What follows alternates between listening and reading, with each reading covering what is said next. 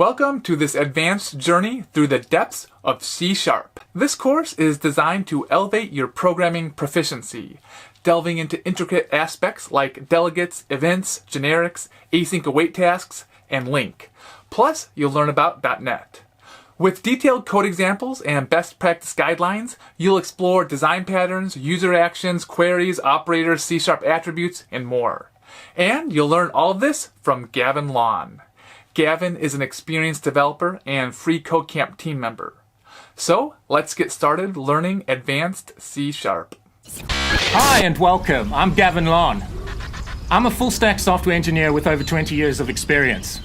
Some of the more abstract concepts of the C# language, or any high-level programming language, can seem somewhat esoteric, even to many experienced developers. So my goal with this advanced C# course was to explain these more advanced abstract concepts in a simple and easy to understand way. I hope you enjoy this course and I hope you benefit from it. So, what sort of topics do I intend to cover in the C# Advanced course? Here are a few examples.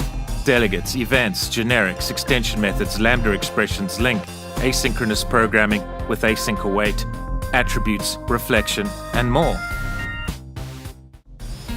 So, what makes these kinds of topics more advanced than those discussed in the C# for Beginners course, where we covered basic concepts like methods, classes, arrays, data types, variables, enums, switch statements, if statements, loops, etc.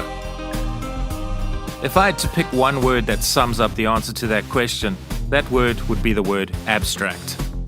I've found what I believe to be an appropriate definition for the word abstract that in my view best fits the programming context.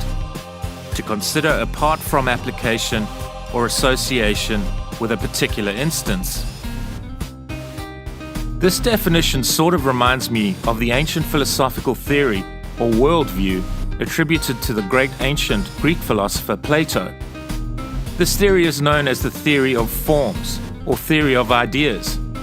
I'm not going to go into too much detail regarding the theory itself, but basically the theory asserts that ultimate reality exists outside our temporal and spatial world. For example, the human form itself exists as a thing independently from the actual humans that exist in plural in our experience of our temporal and spatial realm.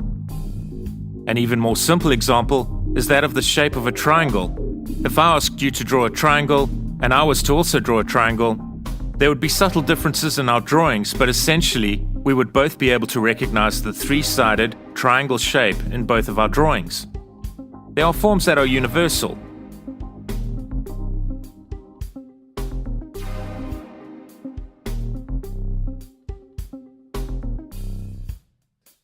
So in this sense, the triangle shape itself can be seen as an abstract concept, but instances of this shape can be found and recognized in our real-world experiences. So for example, in terms of programming, we have certain abstract concepts that exist on their own as universally recognizable patterns. These patterns can be implemented in our code to solve multiple real-world problems. It can be hugely advantageous to understand certain advanced abstract concepts that can then be appropriately applied in code to achieve better code reuse, cleaner code extensibility, flexibility of design, easier maintenance of code, separation of concerns, enablement of effective unit testing, and the provision for overall better performance and efficiency of our applications. If there is one downside to the implementation of certain advanced code patterns, it is that to someone unfamiliar with these advanced concepts, the code implementations of these advanced concepts can appear as somewhat esoteric. For most people, the more abstract a concept is, the more time is needed to understand the abstract concept. This, I would say, is the main difference between the concepts discussed in the C# for Beginners course and some of the concepts that we will cover in the C# Advanced course. Let's look at a basic code example. So this is just a basic example that I'll go through fairly quickly. It's not necessary to follow along with the example. I will, however, make the code example available on GitHub. Please see a link to the appropriate repository below in the description. So let's create a C# project based on the .NET Core Console Application project template. Let's name the project School HR Administration.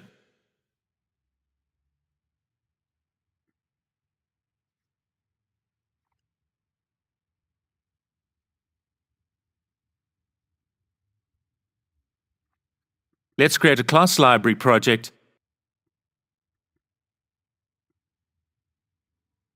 and I'll name this HR Administration API.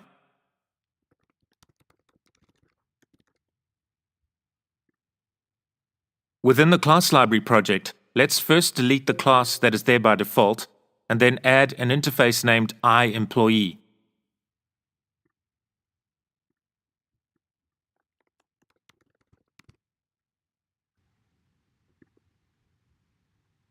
Let's add 4 property definitions to the iEmployee interface.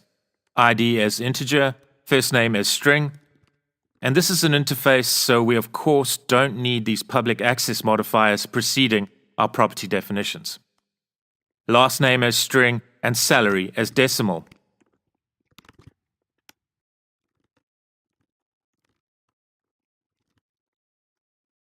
Let's add an abstract class and name it employee base.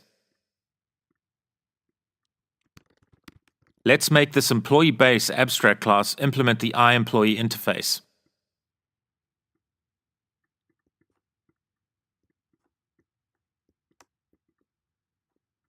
And let's make the salary property a virtual property. So now we have the basis in our HR Administration API class library project for a basic employee record.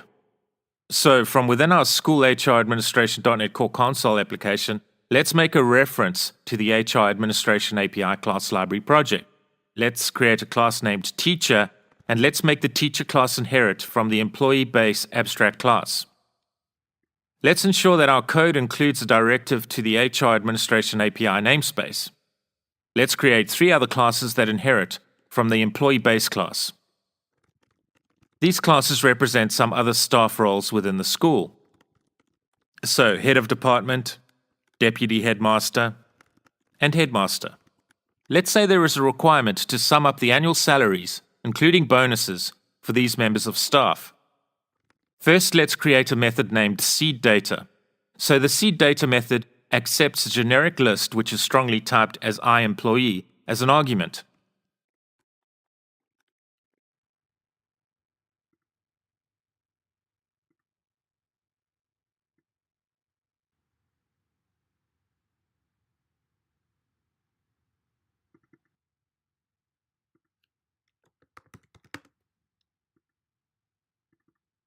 Let's instantiate 5 employee objects and add each of the objects to the employees collection. For the sake of this example, I'm going to hard-code the property values for these 5 employee records.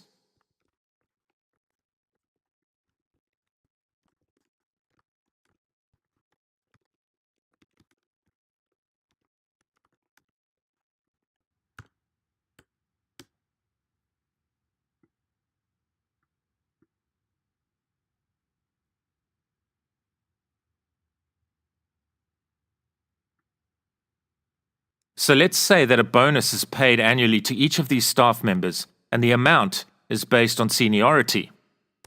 So let's override the salary property and add an appropriate bonus for each of these employees. Let's say the teacher gets 2%, the head of department 3%, the deputy headmaster 4%, and the headmaster gets 5%. So let's address the requirement to calculate the sum total of staff salaries, including bonuses. So to do this, we can implement a for each loop in the main method that traverses the items in our employees list and sums up the salaries within the for each loop using the plus equals operator. We can then output the sum total of all staff annual salaries, including bonuses, to the console screen.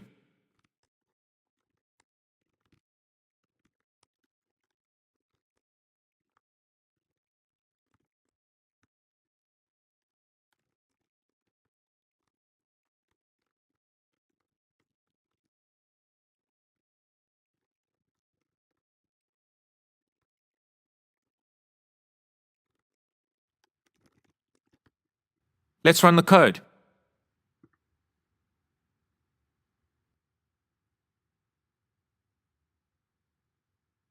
Great.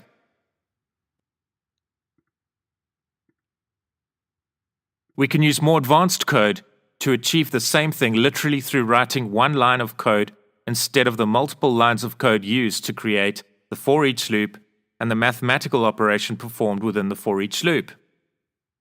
So let's include a directive at the top of our code to the system.link namespace. By using the linked technology, we are able to provide the same solution with one line of code like this.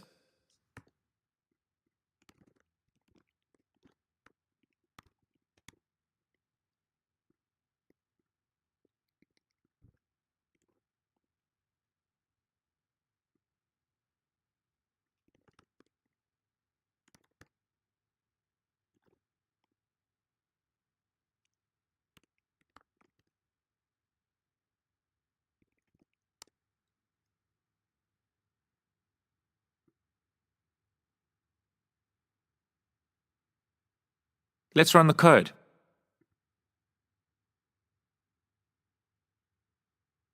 And we get the same result as before, but our code is more concise and much cleaner. So let's briefly look at some of the advanced C# concepts that have been applied in this simple example. My explanation at this point will be brief because each of these topics will be discussed in detail as the C# Advanced course progresses. Sum is an extension method provided in the system.link namespace. Let's see what happens if we comment out the system.link directive. The C# compiler immediately complains. The system.link namespace contains many useful extension methods, including the sum extension method. A lambda expression is passed into the sum method. The sum parameter accepts a delegate argument where the delegate contains a type definition parameter, i.e., the iEmployee type. And as you can see, there are several overloads to the sum method where the output type of the delegate can vary. So we are passing in a delegate that accepts an argument of type iEmployee and outputs a decimal value. So because we are summing up the salary field and the salary field is of type decimal, the delegate passed in the form of a lambda expression, has an output of type decimal. Notice the func keyword is used to define the delegate type parameter. Also notice the angle brackets following the func keyword. And within the angle brackets, the date type definitions are included. This is an implementation of generics. Even in this really basic example, a lot of complexity is abstracted away through the use of technologies like link, extension methods, delegates, lambda expressions, and generics. I won't go into too much detail explaining these technologies in this video because all of these technologies will be explored in detail in this course. Here is a brief definition of each of the technologies we have just discussed. LINQ stands for Language Integrated Query. LINQ enables the developer to write queries against strongly typed collections of objects by using language keywords and familiar operators. Extension methods enable the developer to add methods to existing types without creating a new derived type, recompiling, or otherwise modifying the original type. A delegate is a type that represents references to methods with a particular parameter list and return type. A lambda expression is a shorter way of representing an anonymous method using special syntax. The func type provides a way to store anonymous methods in a generalized and simple way.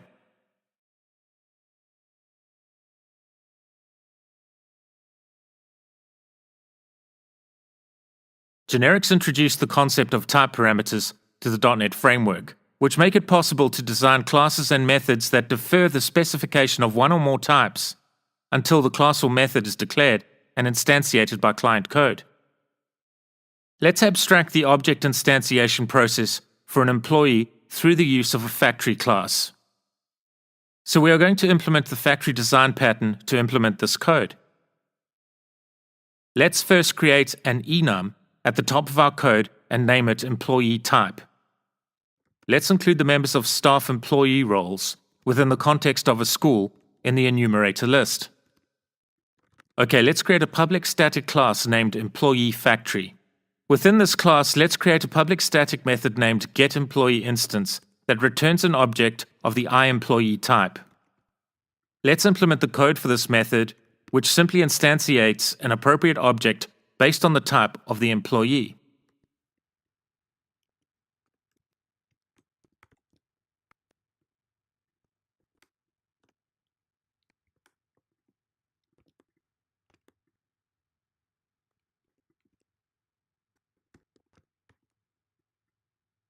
Let's write the code that returns the employee object to the calling code.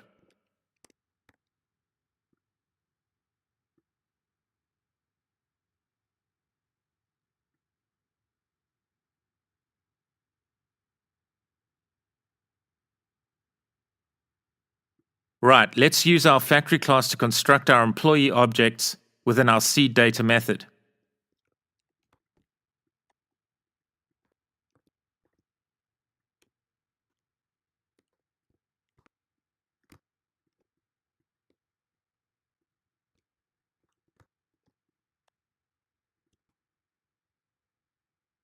So we have now abstracted the construction of our employee objects. Let's run the code.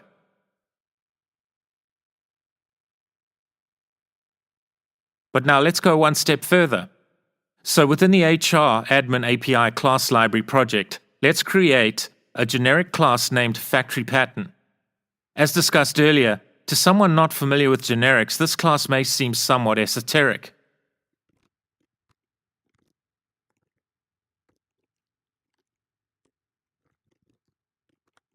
The method in this class named createInstance instantiates an object generically. Even though the object is generically created, generics enables the code to be strongly typed, and therefore the code is checked at compile time. So let's go back to the calling code in the school HR administration project, and in the employee factory class, let's update the code that instantiates our employee objects through the utilization of the generic FactoryPattern class. We have abstracted the object construction process even further. So let's run the code.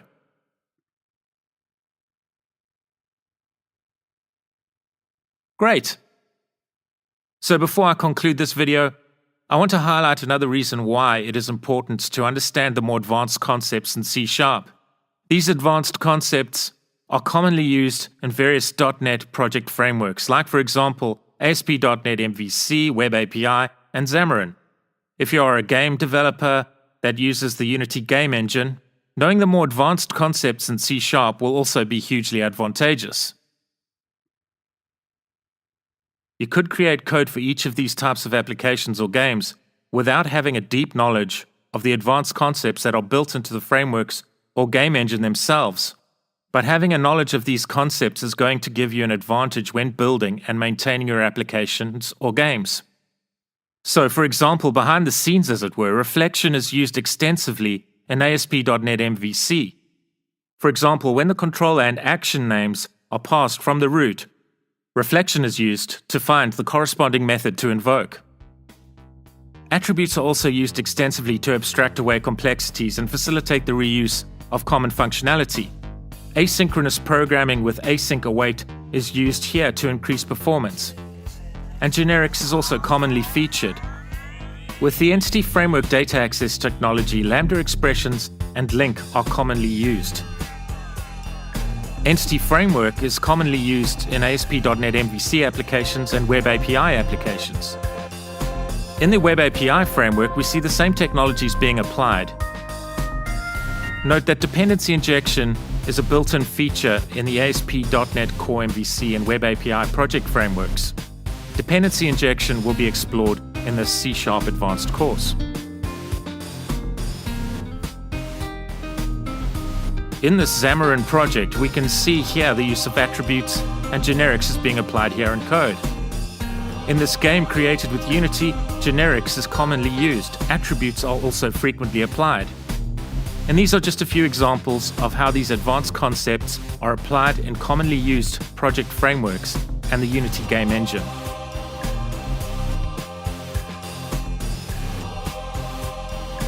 In summary, what makes a concept in programming a more advanced concept?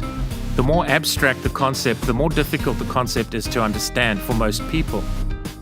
Gaining an understanding of the more abstract advanced concepts can be applied to achieve better code reuse, cleaner code, extensibility, flexibility of design, ease of code maintenance, separation of concerns, the enablement of unit testing, and the provision for overall better performance and efficiency of our applications.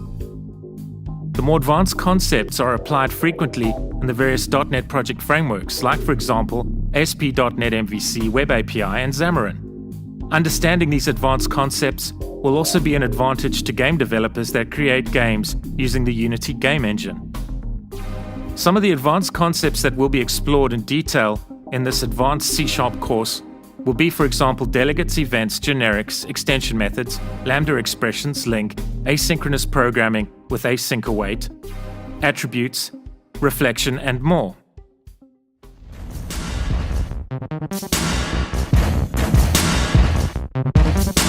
Hi and welcome. This video highlights the significance of the release of .NET 5. I've included this content as part of the C# Advanced course because I feel that this .NET upgrade is a game changer for .NET developers.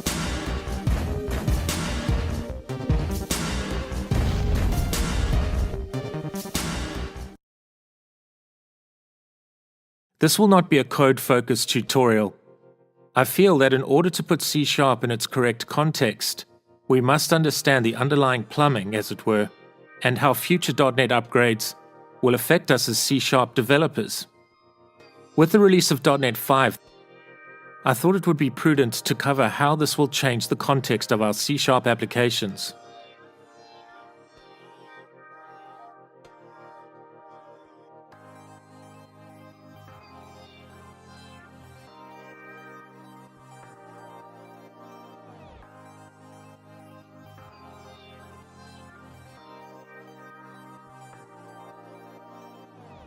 So .NET 5 is expected to be released in November 2020.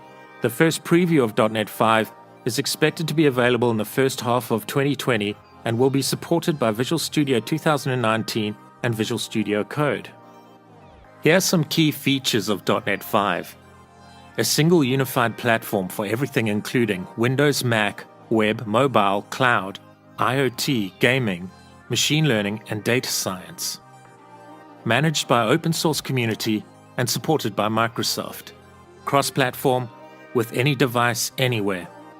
Supports all major platform capabilities for .NET Framework, .NET Core, and Xamarin, including Windows Forms, WPF, UWP, ASP.NET MVC, Entity Framework, Link, and so on. Scalable, fast, and high performance.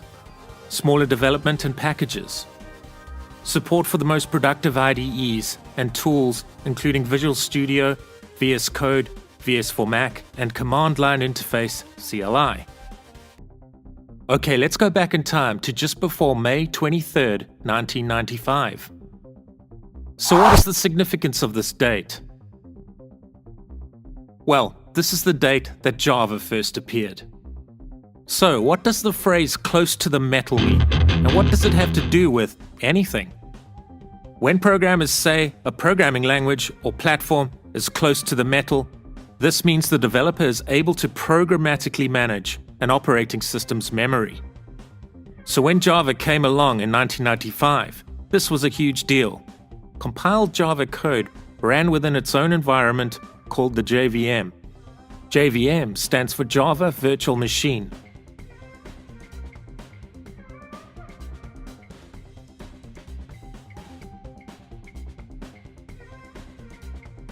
Write once, run anywhere, and automatic memory management. Before .NET Framework was released by Microsoft on February 13, 2002, Visual Basic 6 had been released in 1998.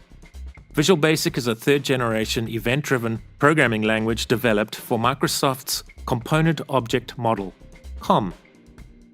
The first version of Visual Basic was released in 1991. Visual Basic was not a fully object-oriented language and was event-driven.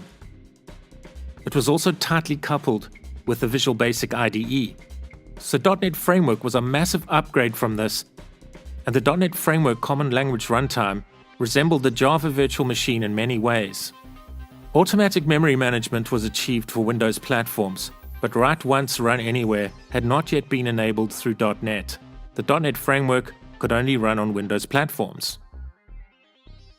So the top similarities between the .NET Framework CLR, Common Language Runtime, and Java's JVM, Java Virtual Machine, include: they are both virtual machines, they both include garbage collection, they both employ stack-based operations, they both include runtime level security, They both have methods for exception handling. The .NET Framework provides developers with an abstraction that sits above the operating system, a virtual machine, i.e. the Common Language Runtime, and a suite of APIs, i.e. BCLs or base class libraries.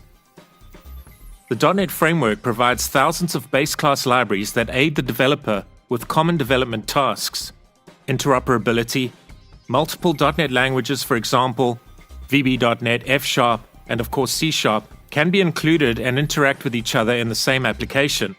This is possible because the higher level .NET languages are first compiled into the intermediate language. The intermediate language is then compiled at runtime into machine language through just-in-time compilation. The .NET Framework also provides memory management, security, and exception handling. .NET Framework, although a massive evolution from VB6 and COM, is not modular and is not cross-platform. It has to be installed in its entirety, and it can only run on a Windows platform. The latest version of the .NET Framework is version 4.8. This version was released on April 18th, 2019. So let's go back in time to the release of Mono. Mono was first released on June the 30th, 2004. It is a free and open source project to create an ECMA standard compliant .NET Framework compatible software framework, including a C# compiler and a common language runtime. Originally created by Simian, it was later acquired by Novell and is now being led by Xamarin, a subsidiary of Microsoft and the .NET Foundation.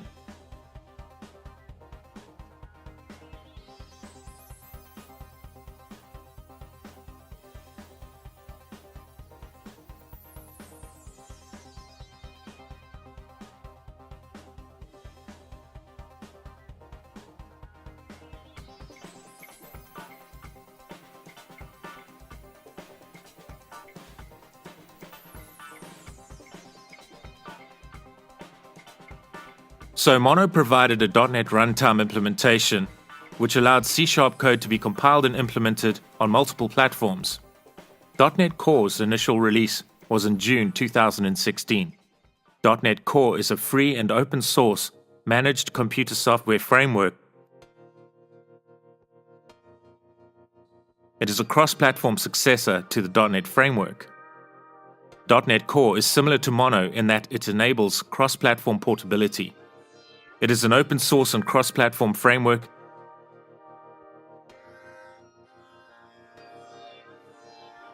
.NET Core can be said to be a more agile version of .NET Framework because only the components required for a particular application need to be deployed to the target computer.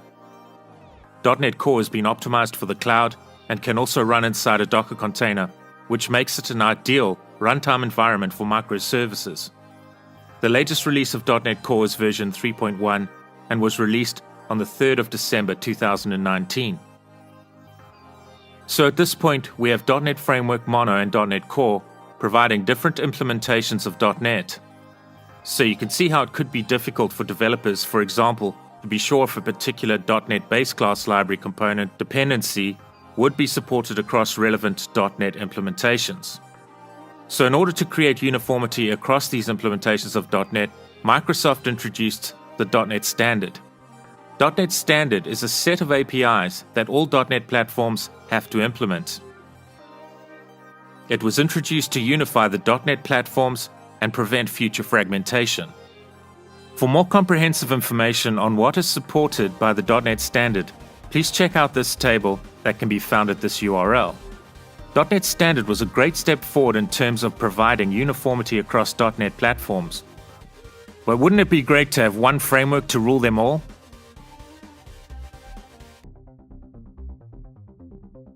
So why .NET 5 and not .NET Core version 4? Microsoft is following the version progression of the .NET Framework, where, as mentioned earlier, the latest release of the .NET Framework is version 4.8. So this is why the next release of .NET is .NET 5. It follows from the .NET Framework versioning rather than the .NET Core versioning. So what is the significance of .NET 5? .NET 5 will be open source and you will be able to use it to target Windows, macOS, iOS, Android, tvOS, watchOS, and WebAssembly, and more. I recommend reading this blog from Richard Lander, the program manager of the .NET team. This blog post was written on the 6th of May 2019 and can be found at this URL. Here are some significant quotes from the blog post. From the inception of the .NET Core project, we've added around 50,000 .NET Framework APIs to the platform. .NET Core 3.0 closes much of the remaining capability gap with .NET Framework 4.8, enabling Windows Forms, WPF, and Entity Framework 6. .NET 5 builds on this work, taking .NET Core and the best of Mono to create a single platform that you can use for all your modern .NET code. We intend to release .NET 5 in November 2020, with the first preview available in the first half of 2020. It will be supported with future updates to Visual Studio 2019, Visual Studio for Mac, and Visual Studio Code. The blog post goes on to say the following: everything you love about .NET Core will continue to exist. Open source and community-oriented on GitHub, cross-platform implementation, support for leveraging platform-specific capabilities such as Windows Forms and WPF on Windows, and the native bindings to each native platform from Xamarin. High performance, side-by-side installation, small project files SDK style, capable command line interface CLI, Visual Studio for Mac, and Visual Studio Code integration. Here's what will be new. You will have more choice on runtime experiences. Java interoperability will be available on all platforms. Objective-C and Swift interoperability will be supported on multiple operating systems. CoreFX will be extended to support static compilation of .NET, ahead of time AOT, smaller footprints, and support for more operating systems. We will ship .NET Core 3.0 this September, referring to September last year, 2019, .NET 5 in November 2020, and then we intend to ship a major version of .NET once a year, every November. And note the depiction of the release schedule timeline. In 2021, .NET 6, 2022, .NET 7. So no more .NET Framework or .NET Core, but rather one unified open source cross-platform framework. .NET 5 is a welcome release. So please let me know in the comments your thoughts on .NET 5. I think the move to unify features from .NET Framework, Mono, and .NET Core into one framework is a big step forward.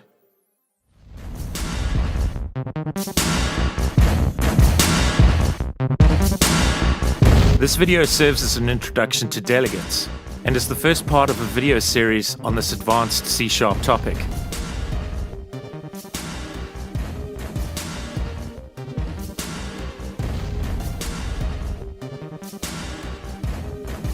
We'll look at a broad overview of delegates in this video, so that we can understand delegates conceptually, and we will also create a very basic example of using delegates in code. My aim is to explain these advanced concepts in a simple way. So what are delegates? A delegate can be described as a type-safe function pointer. A variable defined as a delegate is a reference type variable that can hold a reference to a method. In order for a delegate to reference a particular method, the delegate must define parameters with types that match the parameter types contained in the relevant method. The delegate must also define a return type that matches the return type of the relevant method. When a developer instantiates a delegate, the developer can associate its instance with any method with compatible parameters and return type. The developer can invoke or call the method through the delegate instance. Note that variants can be used in delegates, which means that the types defined for the parameter list and the return type of the delegate do not have to match exactly with the relevant method's parameter types and return type. In this video, we'll keep the example simple, but we'll discuss variants in an upcoming video. In the meantime, if you wish to read about variants, you can navigate to this URL. This webpage contains content on both covariants and contravariants.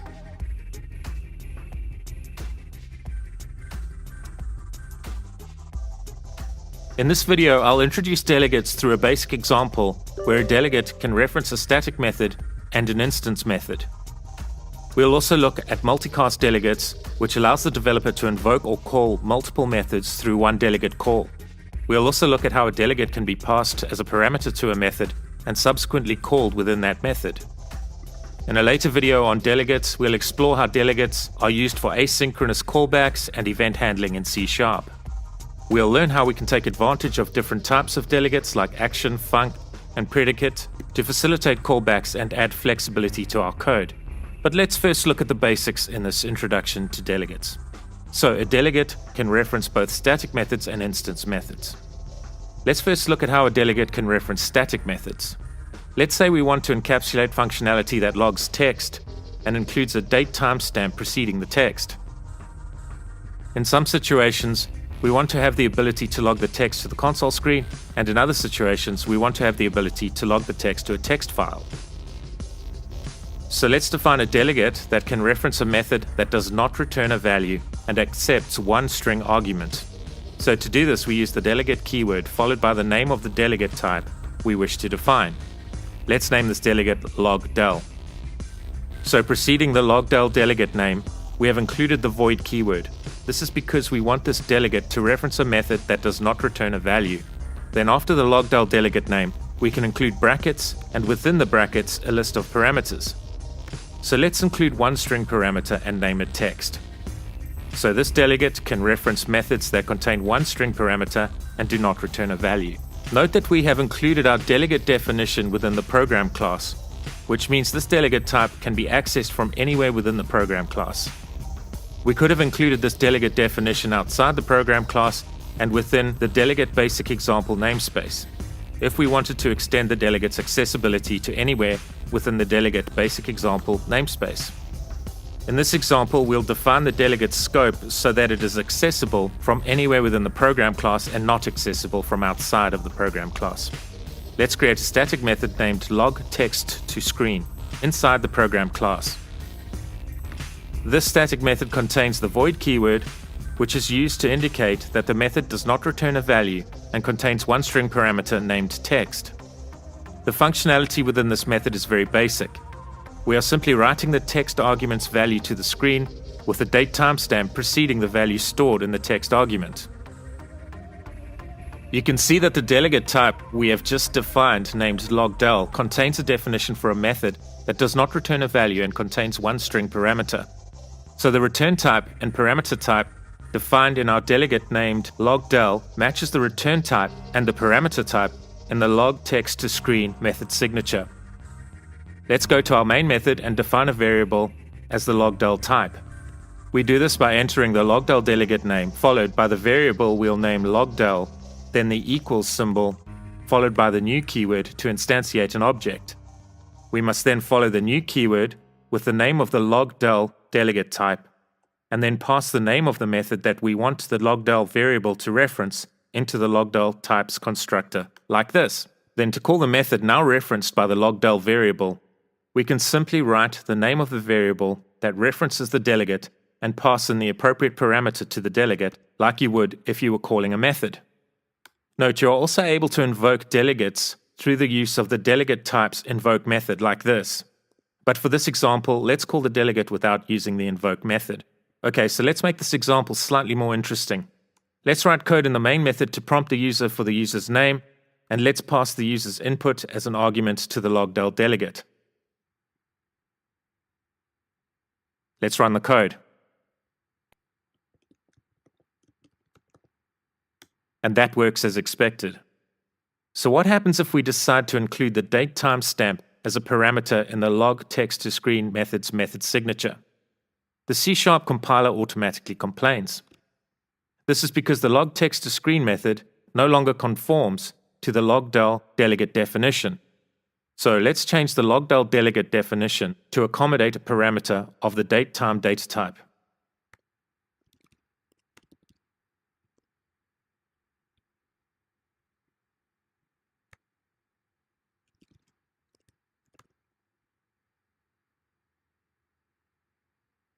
Right, let's run the code.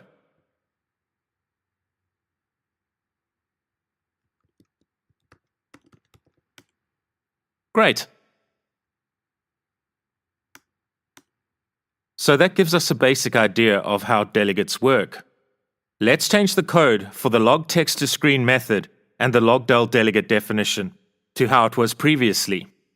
I.e., let's remove the datetime stamp as a parameter for the logdel delegate definition, and let's also remove the datetime stamp parameter from the log text to screen method signature.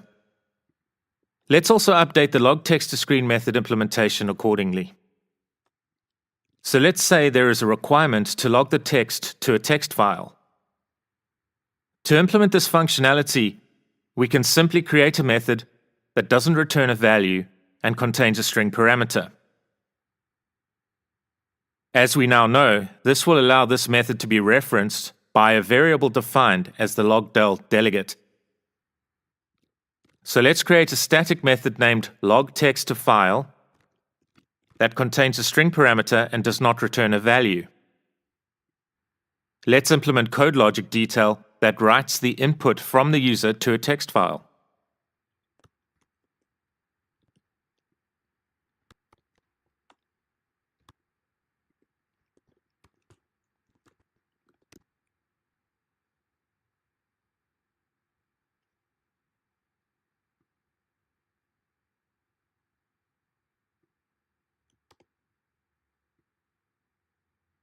Let's replace the logTextToScreen method name being passed into the logdel delegate during the construction of the delegate object with the logTextToFile method name. So our logdel variable is now referencing the logTextToFile method. So when the logdel delegate is called, this should invoke the logTextToFile method.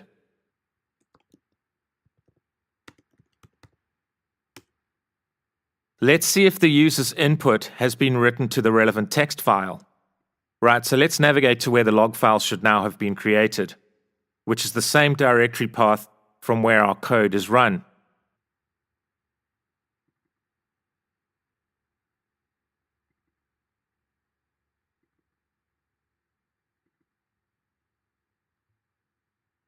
And you can see that the user's input has been successfully written to the log file as expected. So we have now proven that we can reference static methods in delegate-defined variables. Let's now prove that delegates can also reference instance methods. Let's create a class named log.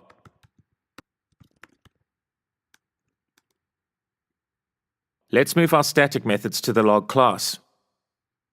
And let's remove the static keyword from their method signatures because we want to test that instance methods can be referenced from delegates.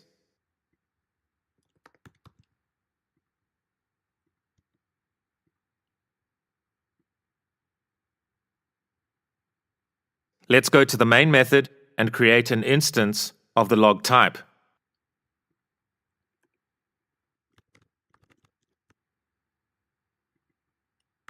Let's then pass the instance method named logTextToScreen into the logdel delegate constructor.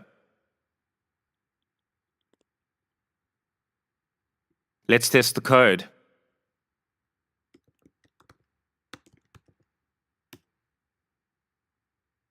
Great, the user's input is logged to the screen as expected. And for good measure, let's also test the logTextToFile instance method.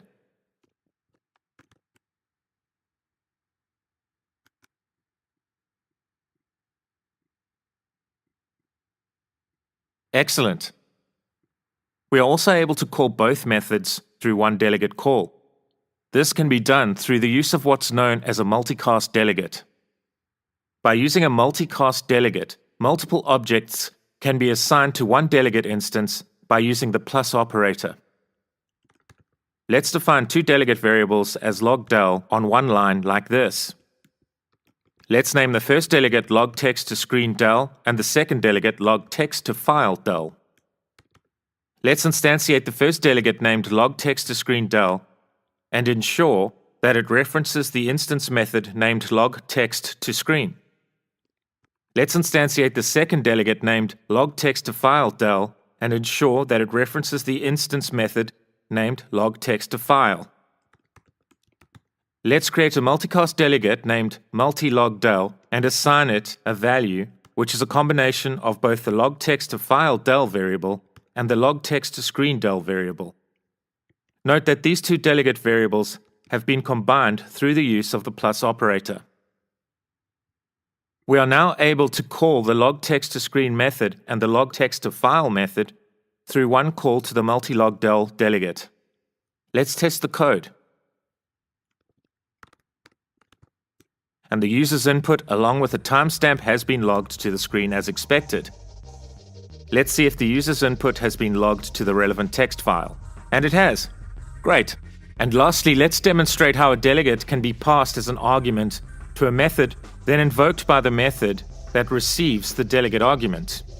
Let's create a static method in the program class named logText. This method does not return a value and contains a parameter defined as the log_del delegate type. And the logText method will simply serve as a wrapper function for calling the log_del delegate, which will be passed as an argument at runtime to the logText method. Let's go to the main method and pass the multi-log_del delegate as an argument to the logText static method. Let's test the code. So it has logged the user's text to the screen as expected. Let's also check whether the text has been logged to our log file. Excellent.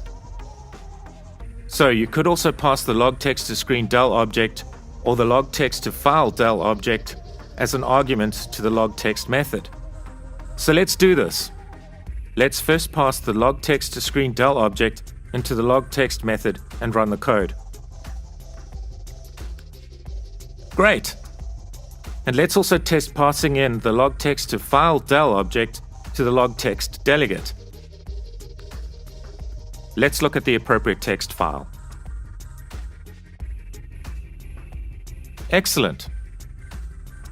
So you can see how delegates can be used to separate design from implementation detail and facilitate flexibility of design in our applications.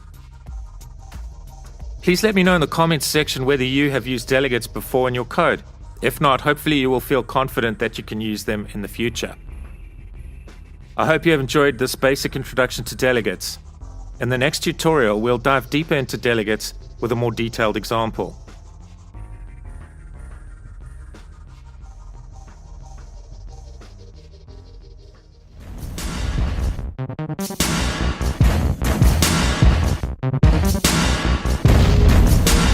Hi and welcome.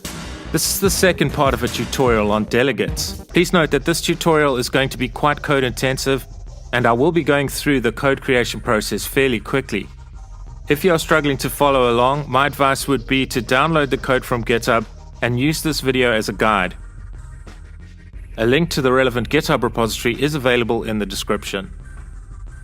The purpose of this video is to help you understand delegates and how they can be applied in code, and also how certain code design principles should be adhered to in order to create reusable, extensible, clean and easy to maintain code. Basically, we are going to build a club membership registration form and use delegates to implement field validation functionality. The advantage of using delegates for this purpose is that these delegates can be reused to validate fields for other forms that we may wish to add to our application in the future.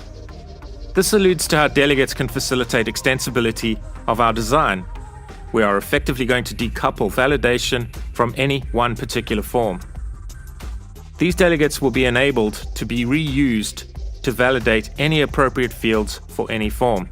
So we have highlighted two advantages that can be gained through the use of delegates: code reuse, adherence to the code principle of DRY, which is an acronym for Don't Repeat Yourself, and code design flexibility.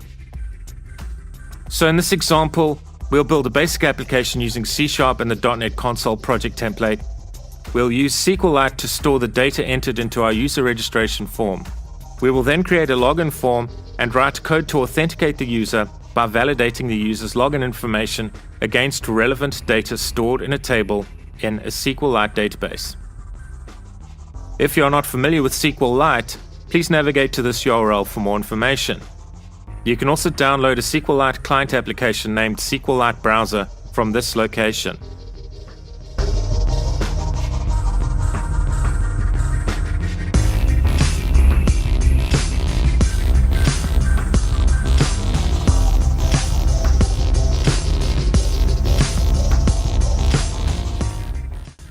We'll create basic code using Entity Framework Core for appropriate database interactions. You may have noticed that I've used the .NET Core Console project template for all my tutorials thus far. There is a very good reason for this. We could implement the code we are about to write using the ASP.NET MVC framework. We can scaffold our code and leverage technologies like specific attributes provided in .NET to facilitate field validation. Separation of model views and controllers and functionality like dependency injection is inherently taken care of for us in the ASP.NET MVC framework. Please don't misunderstand me. Frameworks like ASP.NET MVC facilitate rapid application development, and I am a proponent of using such frameworks. The only problem is we run the risk of not fully understanding the underlying design and code principles that are abstracted away by such frameworks. We can easily and effectively develop web applications, for example, using frameworks such as ASP.NET MVC, without understanding the fundamental underlying principles that make such frameworks so effective.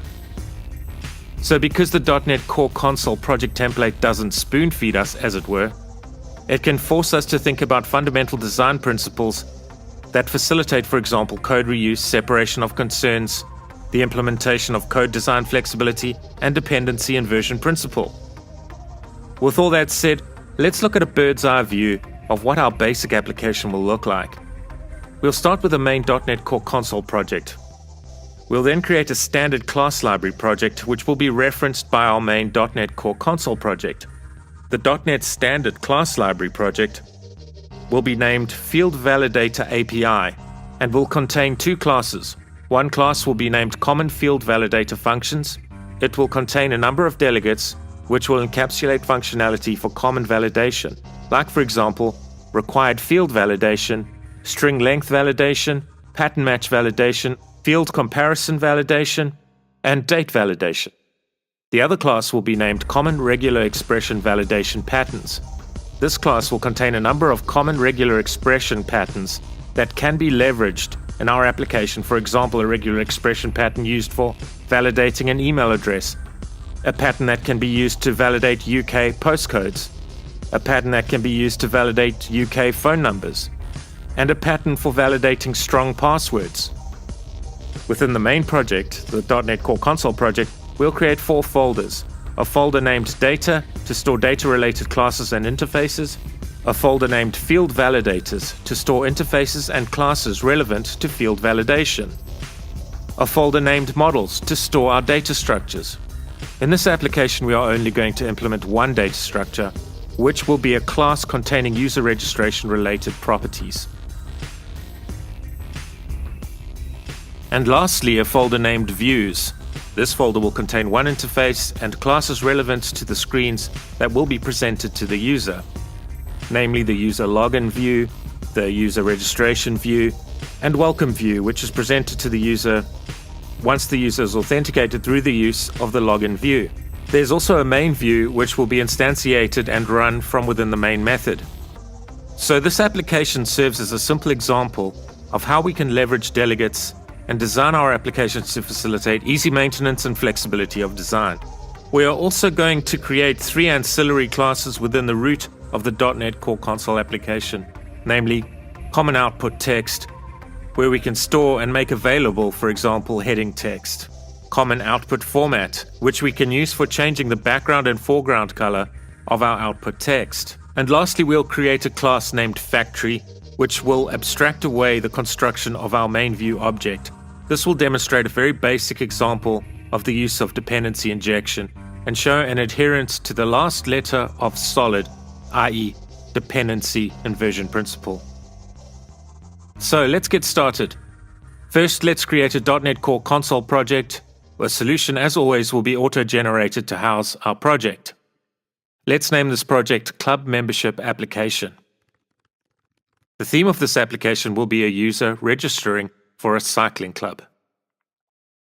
Right, so let's add a folder named Models. Let's add a class to our Models folder named User. Let's add properties to our user class. These properties will store the values entered by the user during the registration process. All of these properties must be public read-write properties, so they must have both getters and setters. So let's create ID as integer, first name as string, last name as string, password as string. Note that the password field will be stored in the user's database table without first being encrypted. I have not included any encryption code because encryption and decryption are beyond the scope of this tutorial. Date of birth as date time, phone number as string, address first line as string, address second line as string, address city as string, and lastly, postcode as string. Let's decorate the ID field with the database generate attribute and pass the enumerator list item value of database generated option.identity as an argument to the database generated attribute.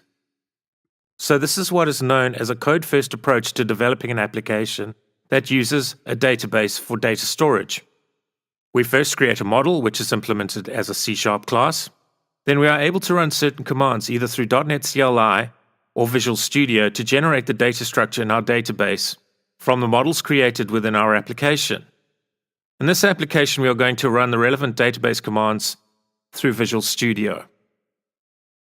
Note, as an alternative, we could use the database-first approach, which would involve creating the database schema in the database and then generating the models from the database schema using appropriate database commands. We'll use the code-first approach in this application. So note that by decorating the ID field with the database-generated attribute the way we have done here, we are declaring that we wish to create the ID field as a primary key in the relevant database table, and that this ID field must auto-increment each time a new row is added to the relevant database table. So the next step is to install the relevant Entity Framework Core package. The package we need for this application is Microsoft.entityframeworkcore.sqlite. So let's browse for the relevant NuGet package using the NuGet Package Manager facility provided within Visual Studio. And let's install the Microsoft.entityframeworkcore.sqlite package.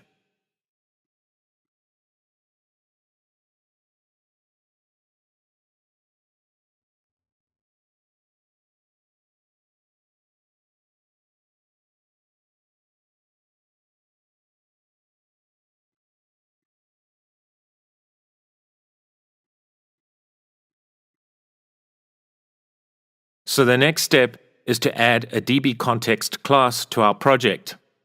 Let's first create a folder named Data. Let's add a class to the Data folder and name it Club Membership dbContext. So this class must inherit from the Entity Framework's dbContext base class. dbContext class resides in the Microsoft.entityframework core namespace. So let's create a directive to this namespace in our Club Membership dbContext class. And now let's override the dbContext base class's onConfiguring method. Within this method, we can configure a connection to the SQLite database that we wish to create and access. We are using the dbContext option builder object to configure our connection string. The connection string here is very basic. It contains a file path to our database file. The database file will reside in the same location from where our code will run. This is achieved by using the appdomain.currentdomain.base directory property to establish the path to our SQLite database file. We are then passing the dbContext options builder object to the dbContext class using a call to the base method. The next step is to create a table database structure for our relevant model class. So we only have one model class to worry about here, i.e. the user class. So we use the Entity Framework's dbSet generic type and pass the user type as a generic argument to the dbSet type to establish the type of property that will contain a reference to the user's table that will be generated in our SQLite database. Entity Framework will use this user's property to add data to the user's database table and retrieve data from the user's database table. We could also use the user's property to update data within the user's database table, but we won't need to implement database record updates in this application. So before we run the update-database command within Visual Studio's Package Manager console facility, we need to create what is known as a migration. So we can use the add-migration command for this purpose like this.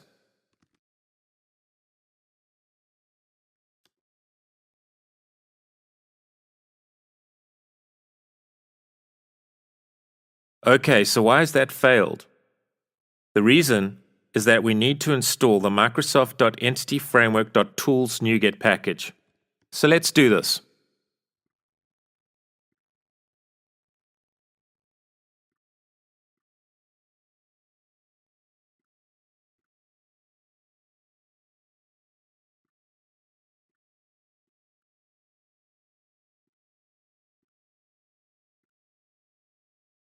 Let's try to create the migration again.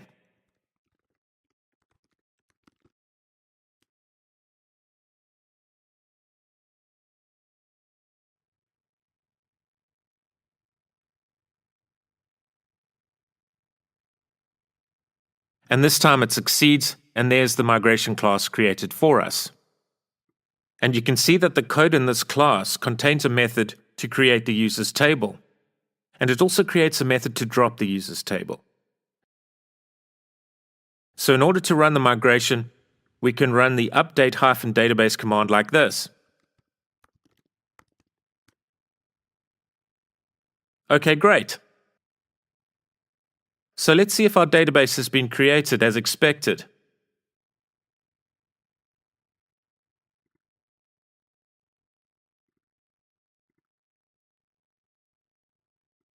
And it has, great.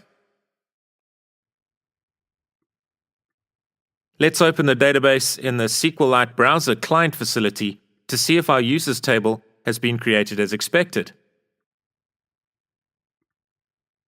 And it has, excellent. So now let's create a project that will serve as an API, providing reusable validation functionality.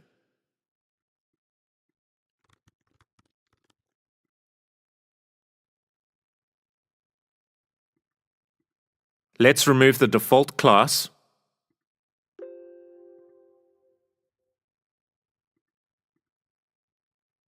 And let's create a class named Common Field Validator Functions.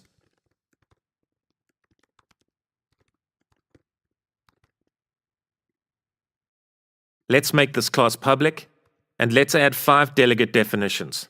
The first delegate definition defines a delegate type that can reference a method used for the purpose of ensuring that a form field is not left empty. The second delegate defines a delegate type that can reference a method used for constraining the character length of a text field to between a minimum and maximum value. The third delegate definition defines a delegate type that can reference a method that validates a date. The fourth delegate definition defines a delegate type that can reference a method that can be used for validating a text input field value against a regular expression pattern.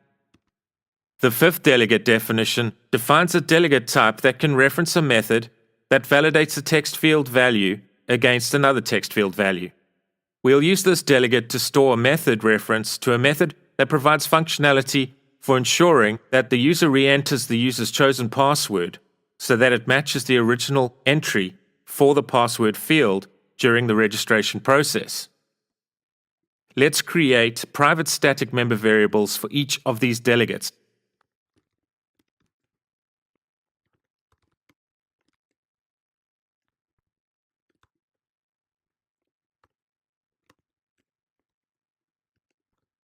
Let's create the method implementations for each of these delegates, namely required field valid,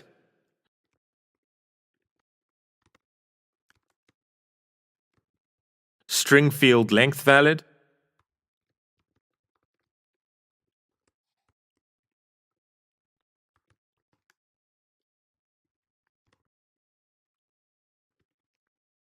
date field valid,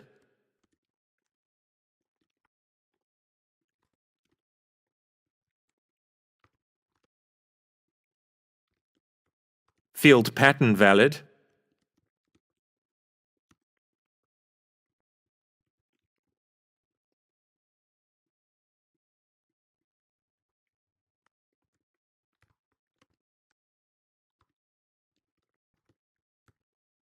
and field comparison valid.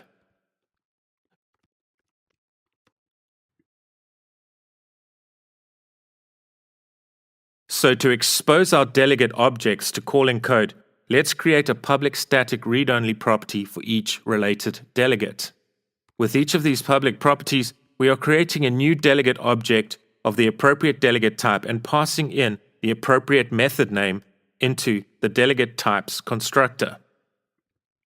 We are using a singleton pattern to ensure that only one instance of each of these delegate objects can be created.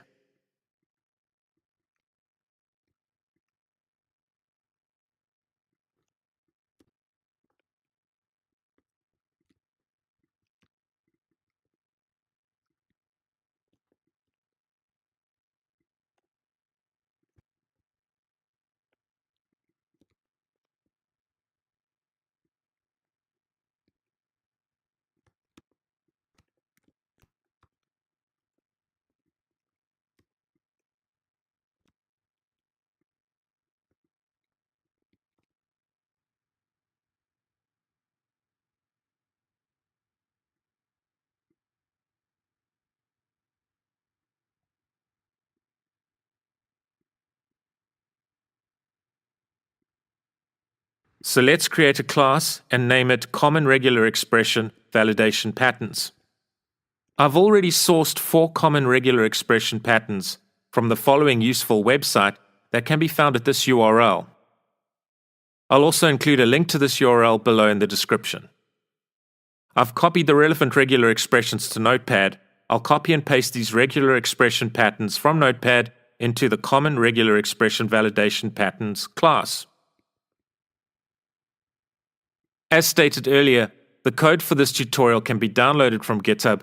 Please see a link to the appropriate repository below in the description. Note that you are able to copy and paste these regular expression patterns into your code from the GitHub webpage at this URL. A link to this webpage has been included below in the description.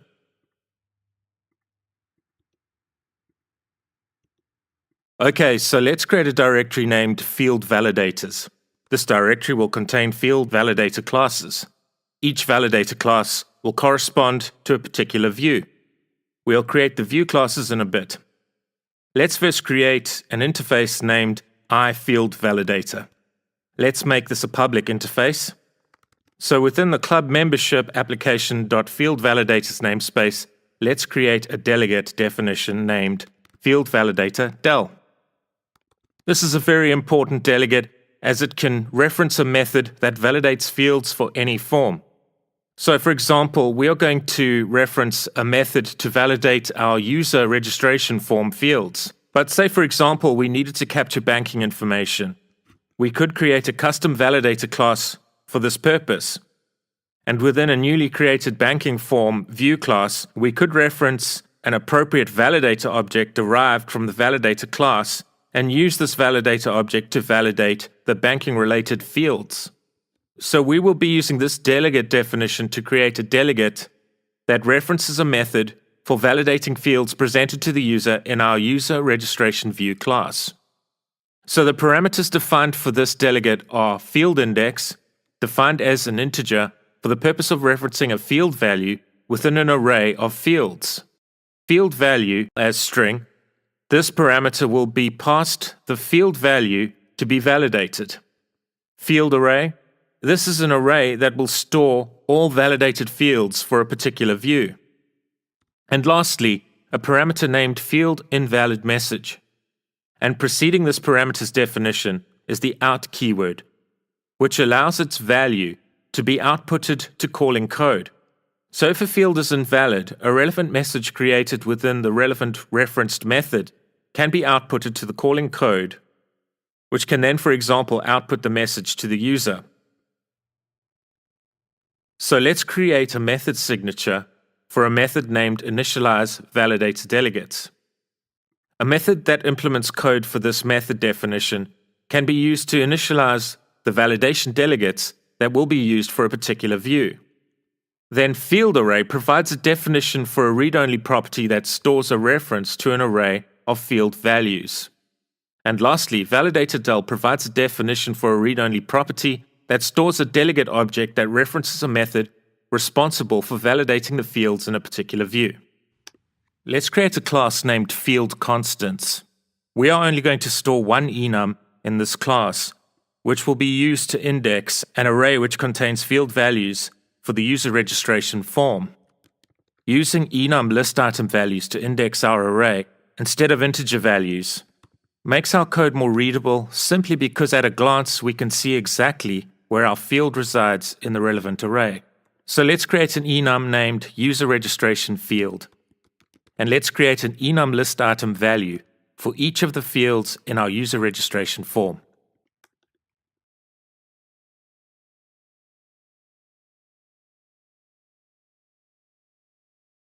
Great. So let's create a class that implements the iFieldValidator interface. So this class is named userRegistrationValidator. Let's define 4 constants at the top of the class. These will be used a bit later to validate our first name and last name field lengths.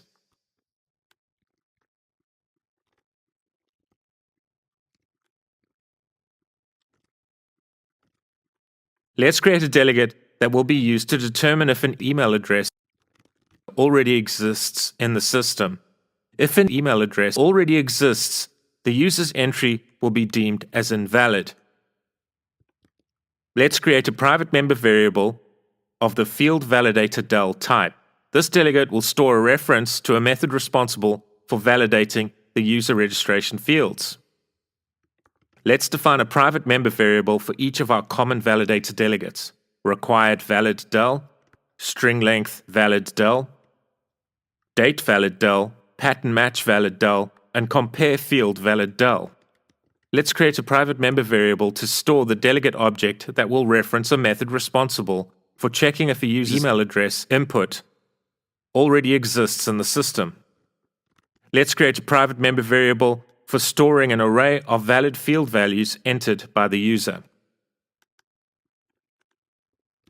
And let's create a property named fieldArray that will create a fieldArray object if one has not yet been created. Note how we are using the length property of the enum.getValues method to make appropriate space provisions for our fieldArray array.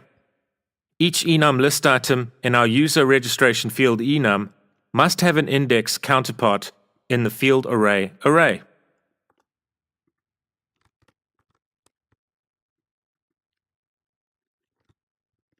Let's expose the validator del delegate through a public read-only property.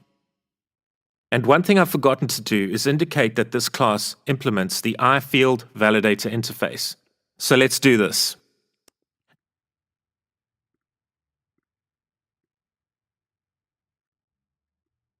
And now let's initialize the appropriate validator delegates within the initializeValidator delegates method. Here we are referencing the delegates already wired up to their appropriate methods created for us in the common field validator functions class, which resides in the Field Validator API project.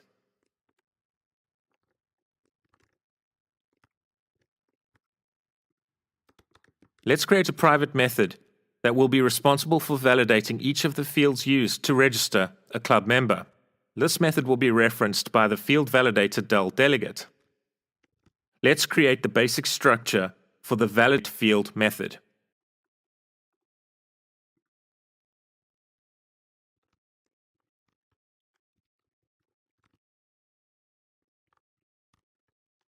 Let's wire up the valid field method to the field validator del delegate within the initializeValidator delegates method. Okay, let's implement the code for the valid field method. Let's first convert the field index parameter to the user registration field enum for the purpose of creating more readable code.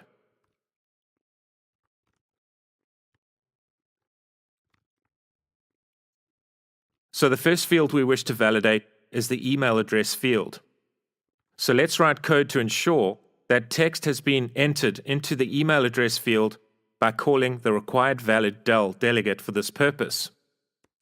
So if the text has not been entered for this field, we wish to output an appropriate message.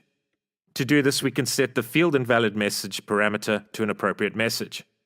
Note that the field invalid message parameter contains the out keyword in its definition, which means its value can be outputted to the calling code. So we also want to ensure that the user's email address input conforms to an appropriate regular expression pattern used for validating email addresses. We can do this by using the pattern match valid del delegate. And if the user has entered an email address but it is not in a valid format, we want to set the field invalid message output parameter to an appropriate message.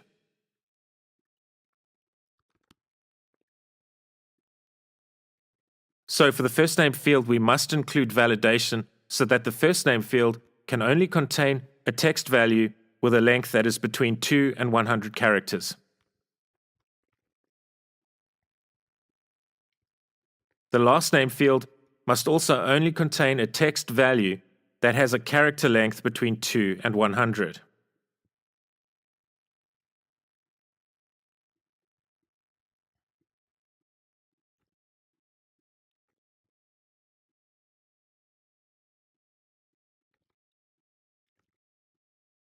The password field must contain a value that conforms to the following rules. It must contain at least one small case letter, one capital letter, one special character, and must be between 6 to 10 characters in length. An appropriate regular expression pattern is used to validate the password.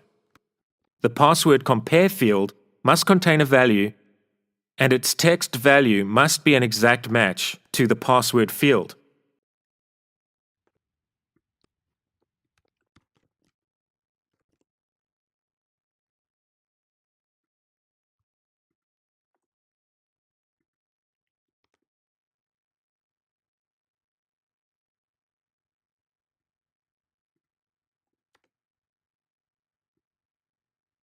Date of birth must contain a value and be a valid date.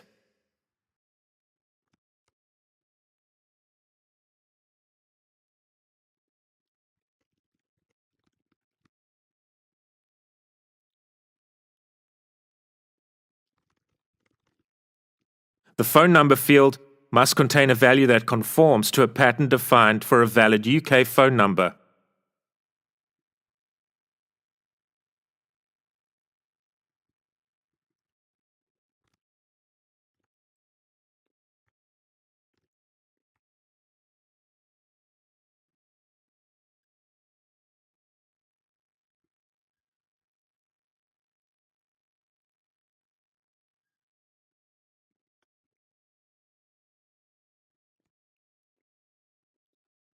Address first line must contain a value. Address second line must also contain a value. And address city must also contain a value. Postcode must contain a value that conforms to a pattern defined for a valid UK postcode.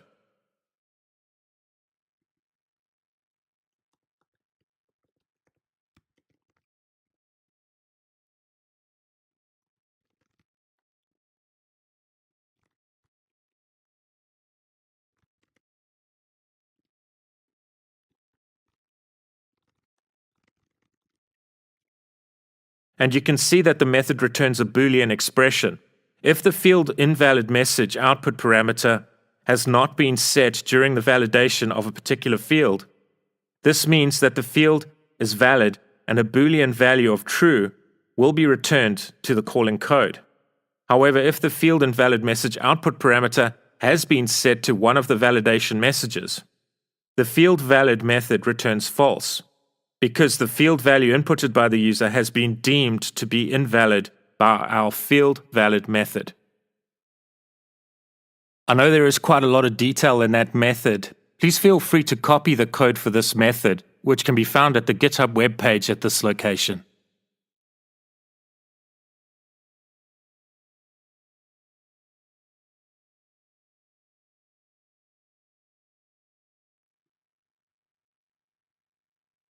Okay, so let's go back to the data folder. Let's add an interface named iRegister. Let's add a method definition named register that contains a string array parameter. The method that implements code for this method definition will accept a string array argument, which will contain valid field data inputted by the user, and this field data will be saved to the users table in our SQLite database. This method definition must also return a Boolean value. Then let's create a method definition for a method that will be referenced by a validation delegate. The delegate will be executed in order to check if the email address entered by a user already exists in the database table named users. This method definition provides a definition for a method that contains a string parameter and returns a Boolean value. Right, let's create another interface and name this interface iLogin. This interface defines one method definition for a method that accepts two string arguments and returns an object of type user.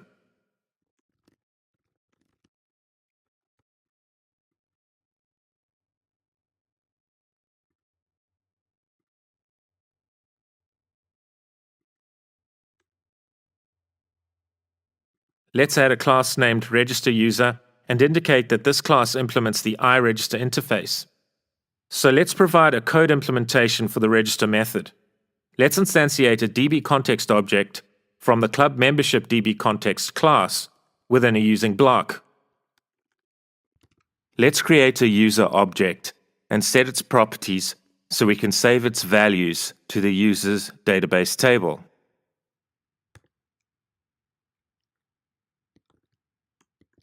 Okay, there's a problem here. I forgot to include the email address field in the user model. So what we need to do is first update the user model.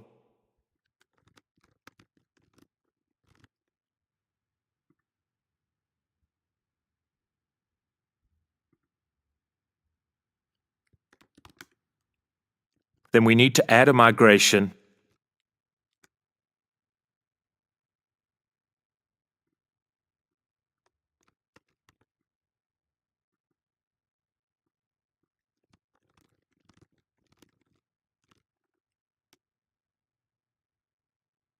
And update the database.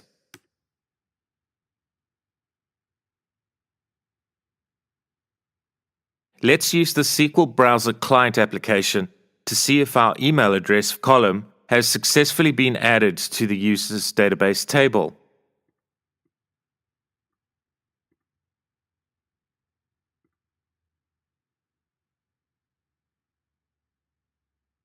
And it has. Great.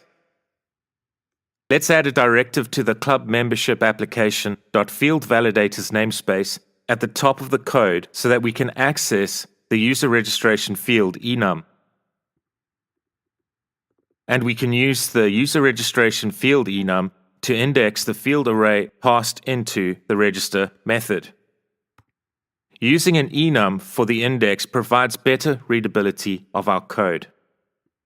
We must ensure that we cast the enum values to integer values when using these values to index items within the field array.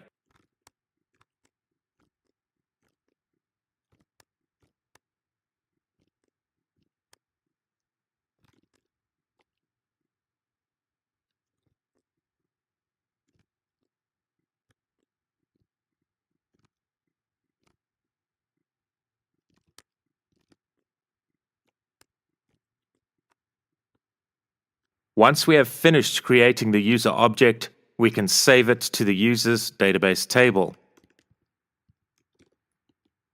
Note that we simply pass the user object as an argument to the add method to add the data stored in the user object to the user's database table. And to confirm our intention, we must call the saveChanges method on the DBContext object to save the data stored in the user object to the user's database table.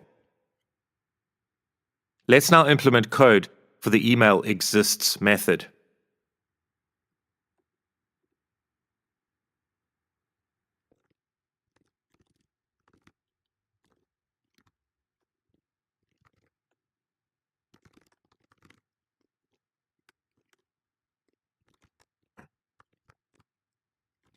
We can use the AnyExtension method provided in the system.link namespace to check if the email address text value passed into the method already exists within the user's database table.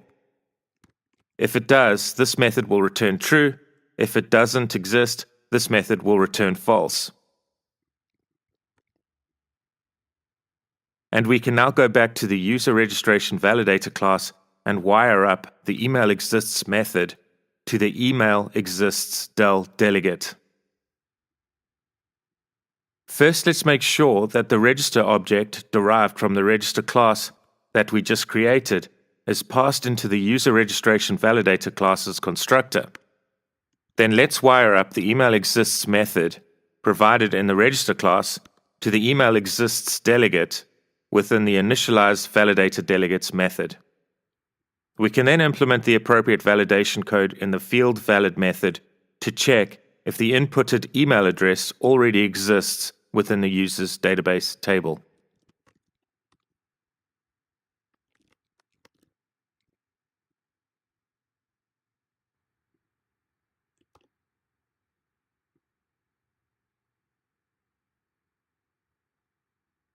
Okay, so before we create our Vue classes, let's create two ancillary classes.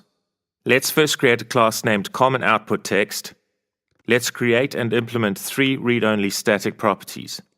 One for returning the main application heading, one for returning a heading for the user registration view, and one for returning a heading for the user login view. So let's create three corresponding methods that write these headings to the console screen. Write main heading,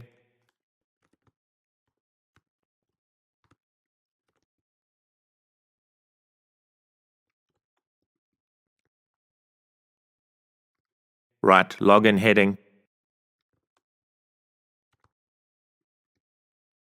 and write registration heading. Let's create another class and let's name this class Common Output Format.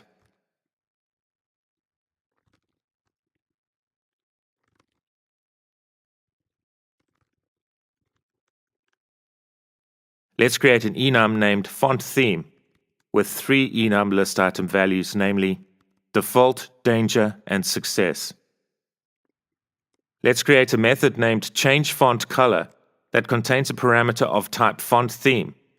So if the font theme is equal to Danger, let's make the output font color red, and let's make the foreground font color white.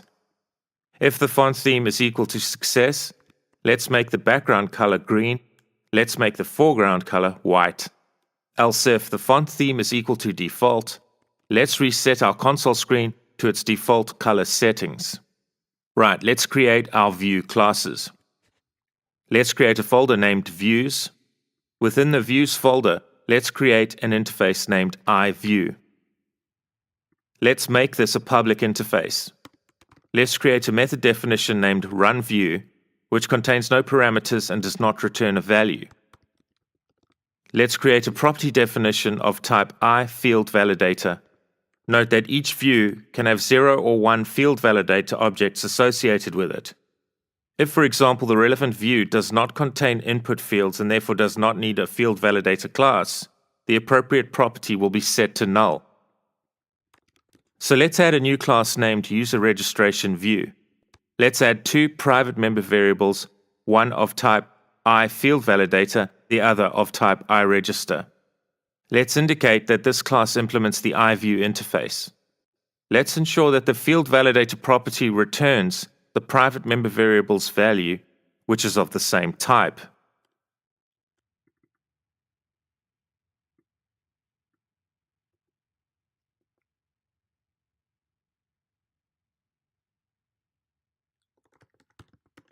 Let's create a constructor.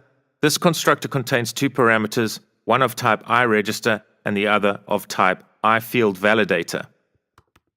Let's appropriately assign our two private member variables, the object values, that will be injected into the user registration class's constructor when the user registration class is instantiated into an object at runtime. Let's create a private method named getInputFromUser.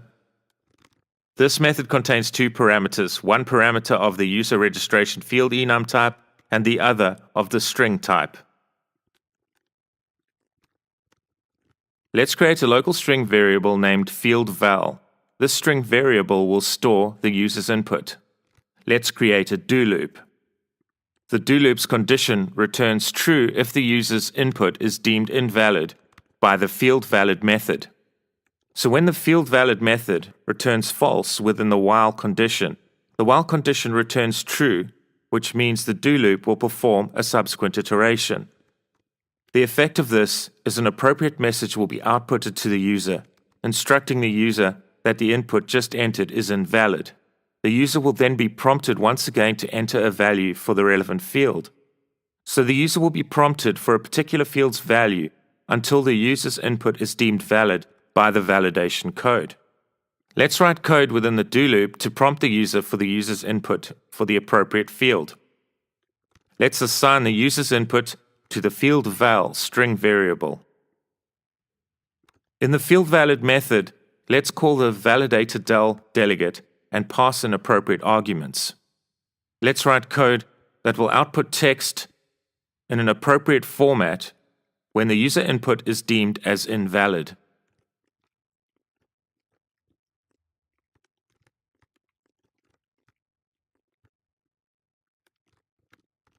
Let's write code in the runView method that will assign the user's input to a space within the field array if the user's input is valid.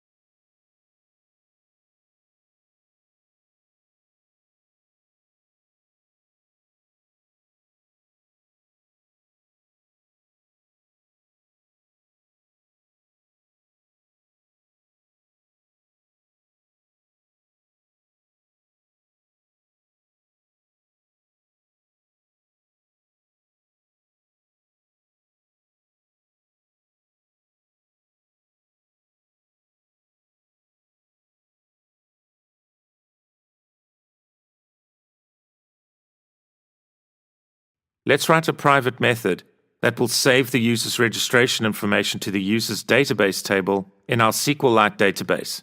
Let's call the registerUser private method from the runView method. Okay, so let's create the login view.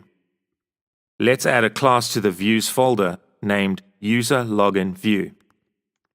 Let's write code to indicate that we want the userLoginView to implement the iView interface. Let's auto-generate the iView members that we must implement. Let's set the fieldValidator property to null because in this code example, we are not going to include validation on the login fields. We could add a custom validator class and implement validation code for the fields of this login view if we chose to do so. But in the interests of time, let's omit this functionality. Let's create a constructor that contains a parameter of type iLogin. Let's create a private member variable of the type iLogin. Let's assign the object argument that will be injected into the userLoginView class's constructor during the instantiation of the userLoginView class to this private member variable. So within the runView method, let's first write the application heading to the screen, and let's then write the login heading to the screen. So let's make sure we are writing the main heading to the screen within the runView method of the userRegistrationView class. Let's go back to the userLoginView class. Let's write code to prompt the user for the user's email address. Let's assign the user's input to a local string variable. Let's write code to prompt the user for the user's password. And let's assign the user's input to a local string variable. Let's call the login method on the _login user object and pass in the two local variables containing the user's input into the login method. And this method returns a user object if the user is authenticated. So we need to check if the user object is not null, which means the login has been successful. And we'll write a to-do comment for now to indicate that we wish to implement code here to run the welcome view when the login is successful. We'll create the welcome view class in a bit, then replace the to-do comment with the code to run the welcome view. Else, if the login is not successful, we'll simply clear the screen and output a message stating that the user's entered credentials do not match any of the system's records. So let's create the welcome view.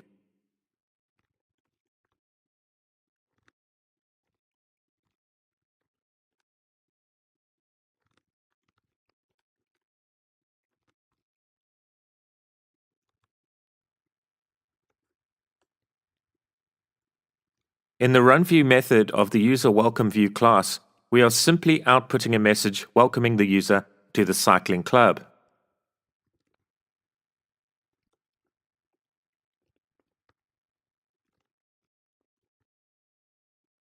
And let's replace the to-do comment in the runView method in the login view class with code that creates a user welcome view object that invokes the runView method, which displays a welcoming message to the user on the console screen. So let's create the main view class.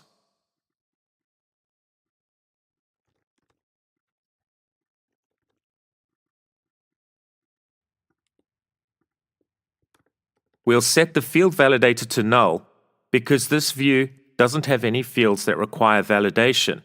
Let's implement code in the runView method. Let's write the application heading to the console screen. Let's prompt the user to press either the L key to log in or the R key to register. If the user presses the L key, the user will be presented with the login screen. If the user presses the R key, the user will be presented with the registration screen. So let's use the console.readKey method to capture the user's key press. Let's create an if statement structure so that the appropriate functionality can be executed depending on which key the user presses. And let's simply write goodbye to the screen when the user presses a key that isn't L or R. Let's create a constructor that contains two parameters. And let's create two corresponding member variables that will store the appropriate objects that will be passed into this constructor at runtime. Let's create a private method that will run the user registration view. Let's implement the code for this method, which simply invokes the runView method on the user registration view object, which is of type iView.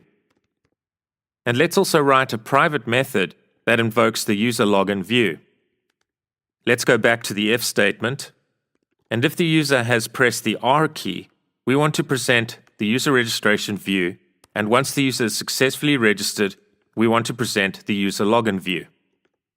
If the user presses the L key, the user is presented with the login screen. So now we want to abstract the creation of the main view object. Let's create a class named Factory.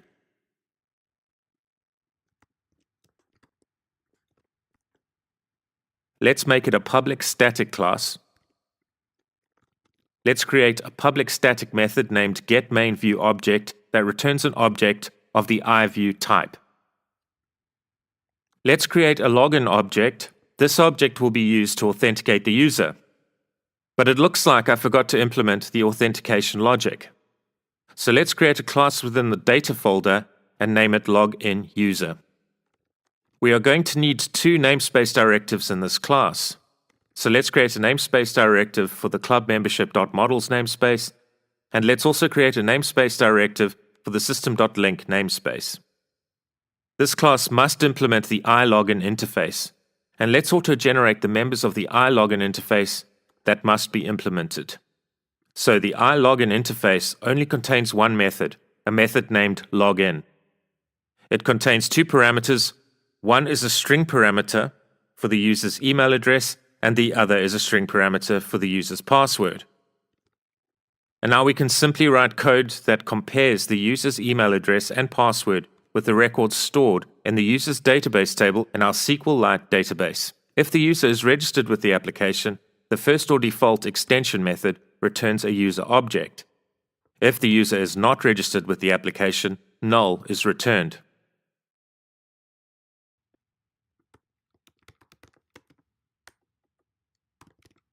So let's go back to the factory class and finish creating code that abstracts the construction of the main view object.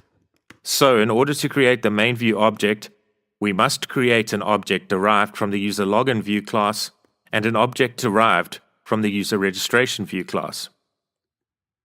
In order to create an object derived from the user login view class, we must first create an object of the iLogin type, which will be injected into the constructor of the user login view class when the user login view class is instantiated as an object. In order to create an object derived from the user registration view class, we need to first create an object of type iRegister.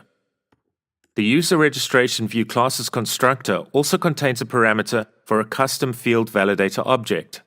So let's create an object of type iFieldValidator that derives from the user registration validator class. And in order to initialize the validation delegates, we must first call the initializeValidatorDelegates method on the object derived from the user registration validator class. So we can now create an object derived from the user registration view class.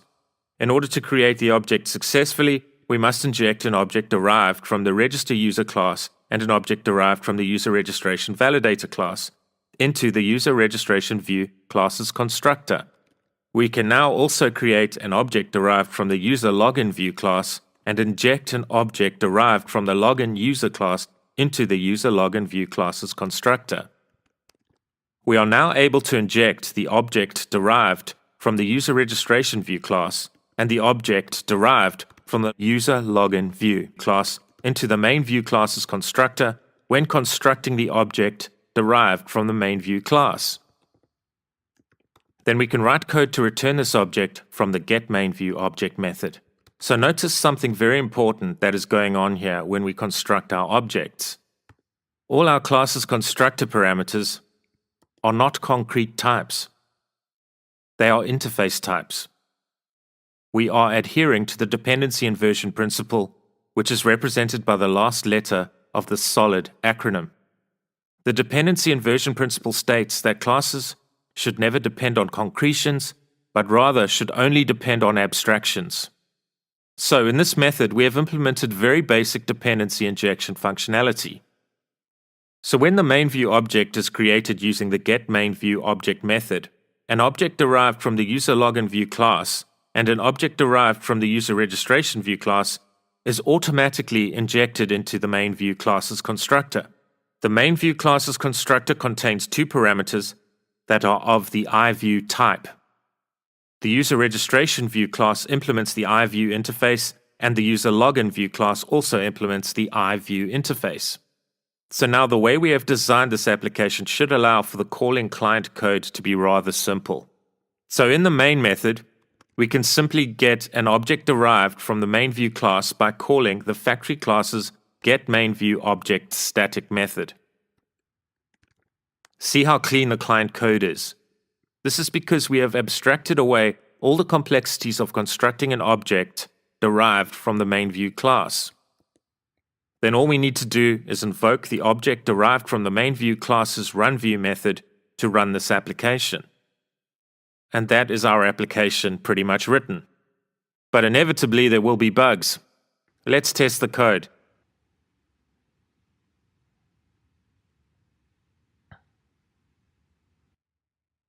Let's press the R key so that we are presented with the user registration view where we'll register a user's information. So let's leave the email address field blank and press enter. Okay, and the required field validation message should have been presented. So why has this not worked? Okay, so in the field valid method within the user registration view class, I forgot to include a not operator in the if condition where the appropriate field validation delegate is invoked to test if the user's input is valid. So we want to output an appropriate message to the user when a field is deemed as invalid and subsequently prompt the user to try again. Let's test the fix and this time step through the code to make sure that the code is doing what we expect it to do. So let's once again leave the email field blank.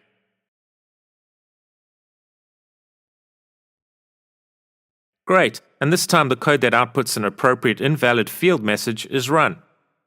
And what happens if we enter a valid field value on our second attempt at entering an email address? But this time we enter an invalid email address format.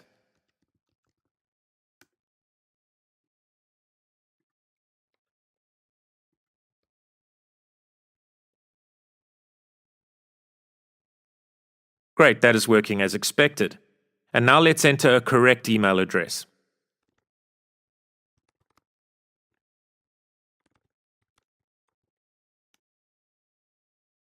And we have another bug. This email address has not been saved to the system. So why is our application behaving as though a record with this email address already exists in the system? Right, so this time it is because I included a not operator where I should not have done so. Let's remove the not operator because we want a message to be displayed when an email address already exists in the system. Let's test the code again.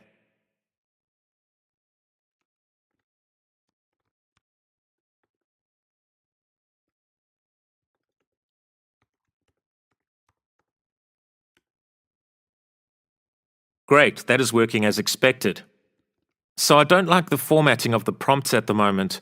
I want the user to enter the user's information on the same line as the prompt text. So let's make the appropriate fixes. Let's use the console.write method rather than the console.writeLine method to prompt the user for the user's input. And let's append a colon followed by a space to the prompt text for each of the user's input prompts.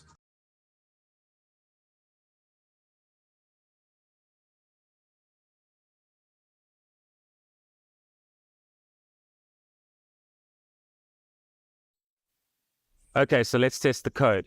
Let's enter a valid email address. Let's enter a valid first name. And let's enter an invalid last name. And that is working as expected. We have included validation code whereby the first name and last name fields must contain a character length between 2 and 100. This time, let's enter a valid last name. Let's enter a valid password. And for the field where we have to re-enter our password, let's enter text that does not match the password we entered. Great, so the comparison fields validation functionality is working. And this time, let's re-enter our password correctly. Let's enter a valid date for the date of birth field. Let's make up an address for the first line of our address. And let's leave the second line of our address blank. Great, so our validation message is correctly advising that we must enter a second line of our address. So on the second try, let's enter a made-up second line for our address. Let's enter a valid city.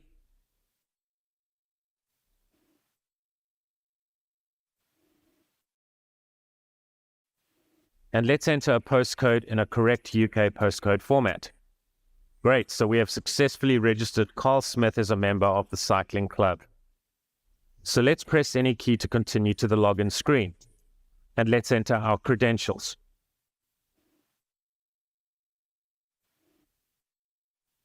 Hi Carl, welcome to the cycling club. Great. So we have successfully been authenticated. But the welcome view should be displayed on its own screen, so let's fix this. In the runView method of the user welcome view class, let's clear the console screen before displaying the welcome message. So I've noticed that we are not being prompted for a phone number, so let's navigate to the runView method in the user registration view class and ensure that the appropriate functionality for the phone number field is added. Okay, let's test the code.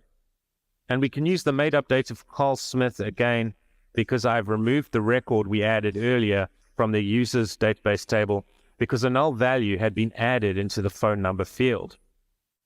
So let's enter some made-up but valid data into the user registration form.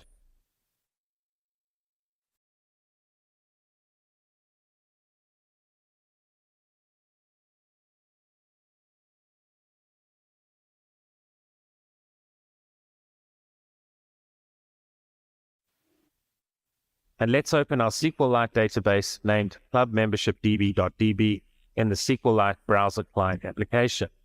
We can do this by dragging and dropping the data file onto the SQLite browser application's user interface like this. And we can now run a SQL query through the SQLite browser client application to check if the record for Carl Smith has been added to the users table. And has the phone number been added correctly this time? Yes, it has. Great. Let's enter another record. Let's test that we are now not able to enter Carl Smith's email address into the email field. Great. Let's enter information for a made-up character named Ethel Jones. And we can test some of the field validation functionality along the way.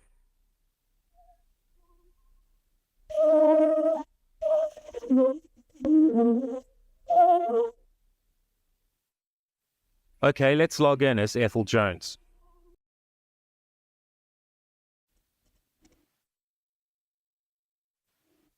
Excellent. Let's log in as Carl Smith. Great.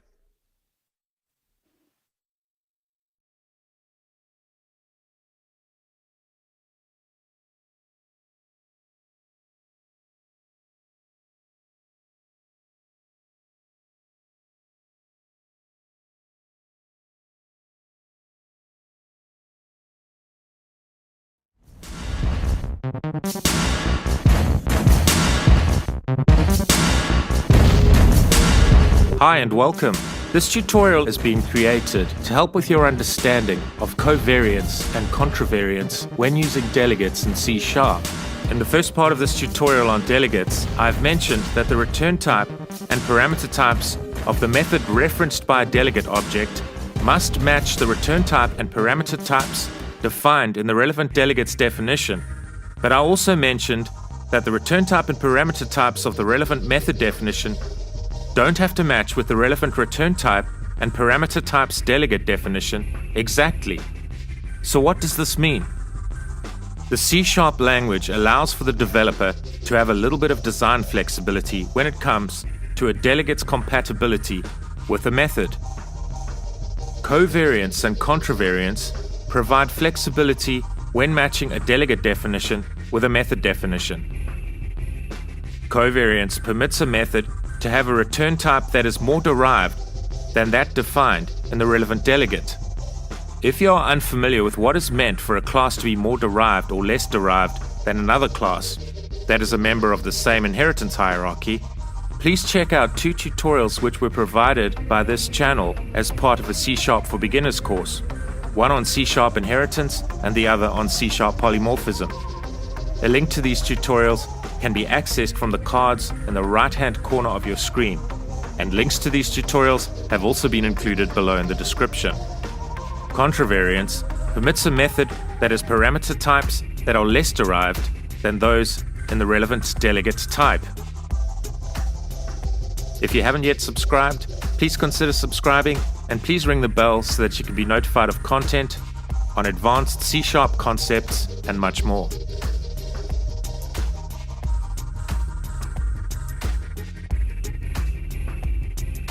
Let's look at a code example where we can demonstrate how covariance works when using delegates in C#. This example demonstrates how a delegate object can reference a method that has a return type that is derived from the return type defined in the relevant delegate's definition. So I'm going to create 2 factory methods. By factory method, I mean a method implemented for the abstraction of constructing a specific object and returning the relevant object to calling code. The first method will return an object of type IceCar, which is a user-defined class that we'll create representing a blueprint for an object that can store information for an ICE car. The second method will return an object of type EVCar, which is another user-defined class that we'll create representing a blueprint for an object that can store information for an electric car. Both of these classes will inherit from a base abstract class named car. We are going to create a delegate that defines a method definition that contains an ID parameter of type int and a name parameter of type string. The delegate type will return the car type which is the base abstract class from which a class named IceCar and a class named EVCar will inherit. This delegate type can be used to create an object that can store a reference to a method that returns a type that is derived from the car base type. This is at the heart of what covariance is regarding delegates.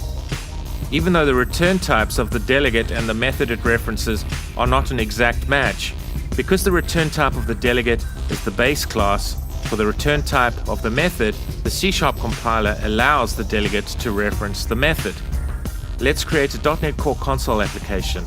I'll name the project and solution covariance and contravariance delegate example.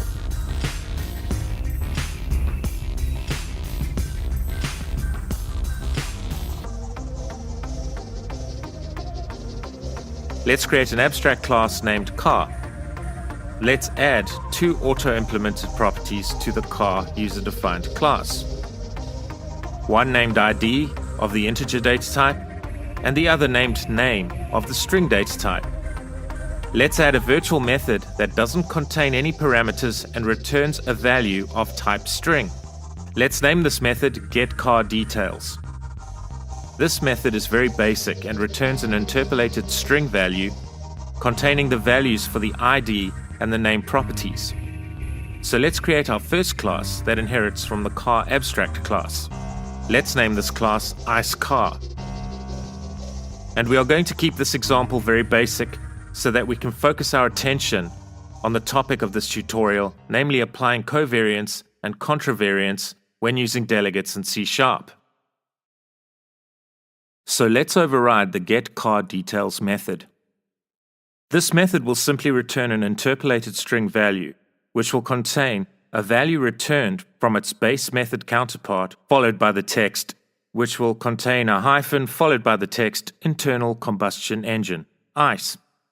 And let's create a class that is very similar to the IceCar class.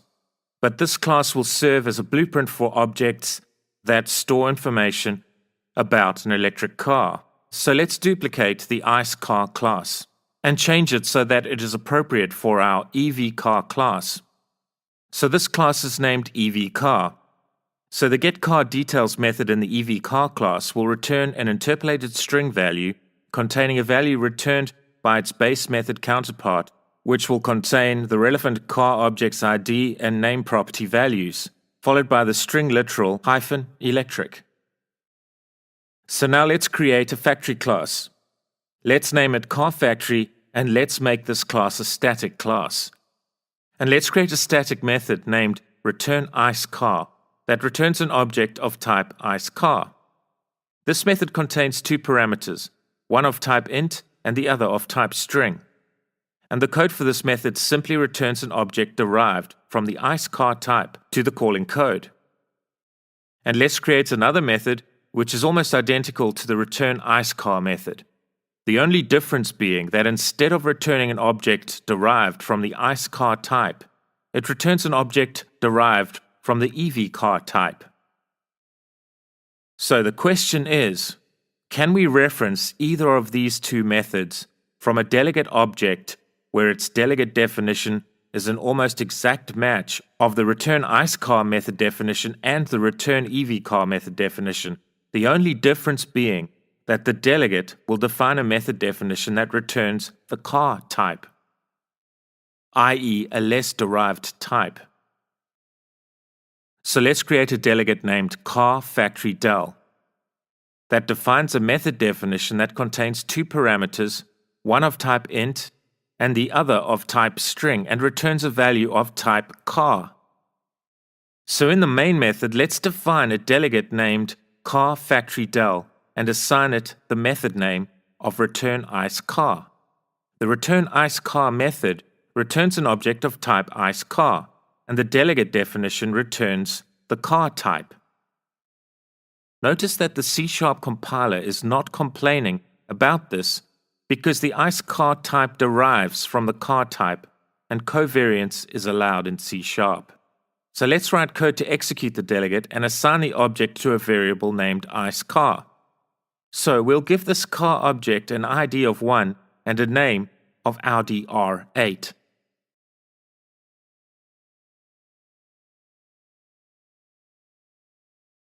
Let's write code to write the type of the object to screen.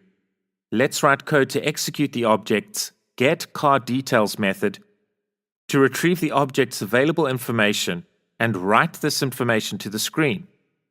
And let's use the same delegate type to reference the return EVCar method.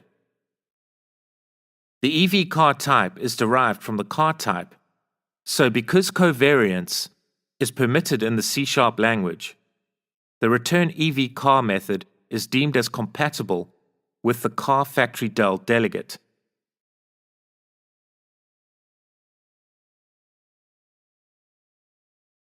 Let's run the code. And we have successfully demonstrated how covariance can work when using delegates in C#.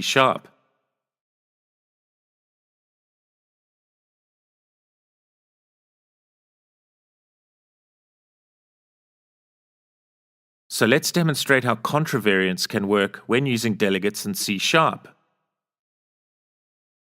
So to demonstrate contravariance when using delegates in C#, we are going to create two delegates. Both delegates will be used to reference a method used for logging information about a car. Both delegate definitions will not return values. The first delegate definition contains one parameter of the ICE car type. The second delegate's definition contains one parameter of the EVCar type. The key to relating this example to contravariance is that both of these delegates contain one parameter that inherits from the car type. Note that two delegate definitions contain a parameter that is more derived than the parameter contained in the method that these delegates will reference. The method that both of these delegates will reference will contain one parameter of type car. The method will not return a value. So let's first remove the lines of code not needed in this example demonstrating how contravariance works in C# when using delegates. Let's create the first delegate and we'll name it log ICE car details del. Let's create the second delegate and we'll name it log EV car details del. And now let's create the static method that will be referenced by both of these delegates. We'll name this method logCarDetails. And notice how the parameter contained in its method definition is of type car. Note that the delegates that will reference this method will contain parameters that inherit from the car type. So let's implement the code for this method. The logic for this method is that if the type of object passed in as an argument to this method is of type ICECar, log the car's object type and information to a text file. We'll use the app_domain.currentDomain.base directory property to establish the path of the relevant text file so that it is created in the same path from where our code will execute.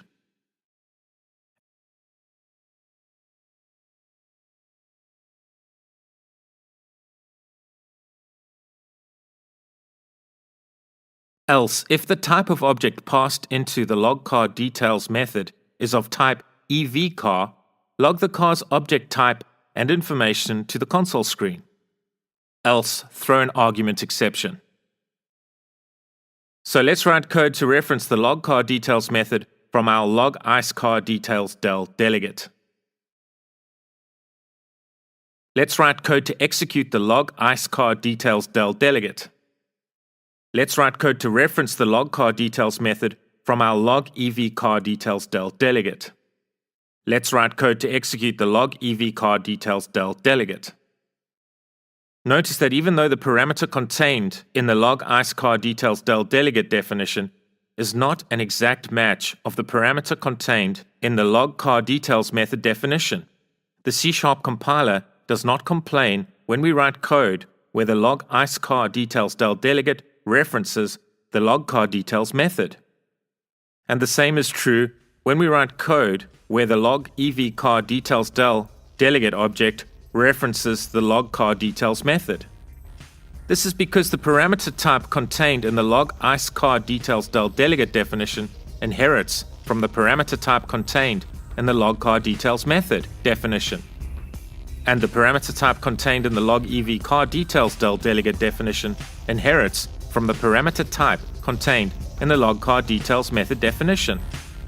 This example demonstrates contravariance when using delegates in C#, where a delegate's parameter may not match exactly with a parameter of a method that the relevant delegate object references. But if the relevant parameter in the relevant method definition is part of the same inheritance hierarchy and is less derived than the relevant delegate's parameter, this is allowed because contravariance is permitted in the C# language. Let's run the code. And this is an expected result.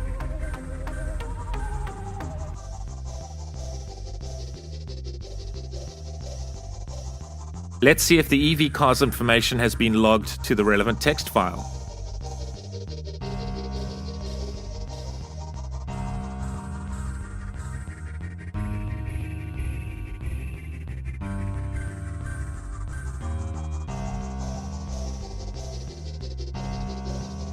Great! I hope you have enjoyed this tutorial on understanding covariance and contravariance when using delegates in C#.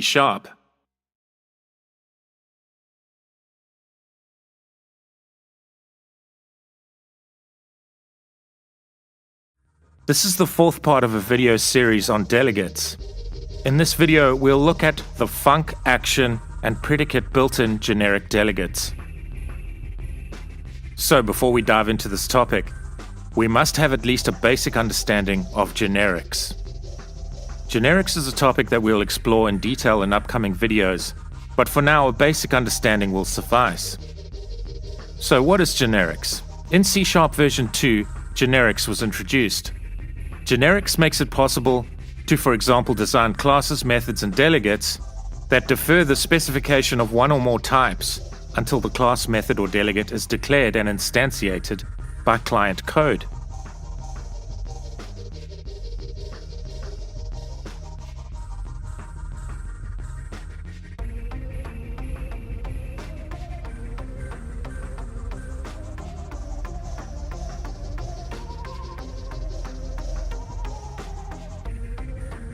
Use generic types to maximize code reuse, type safety, and performance. A developer can create generic interfaces, classes, methods, events, and delegates.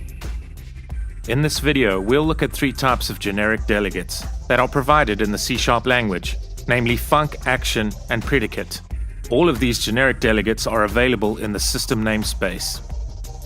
Let's look at an overview of each of these built-in generic delegates before we look at basic code examples demonstrating their implementation. So let's first look at func.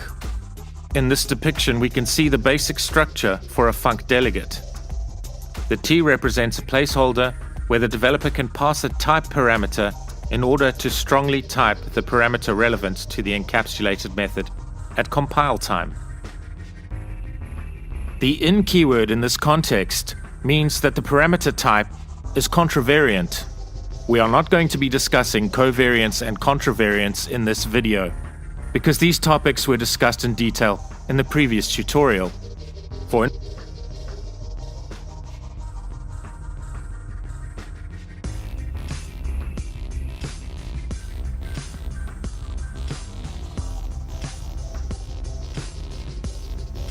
There are 17 func delegates available in the system namespace.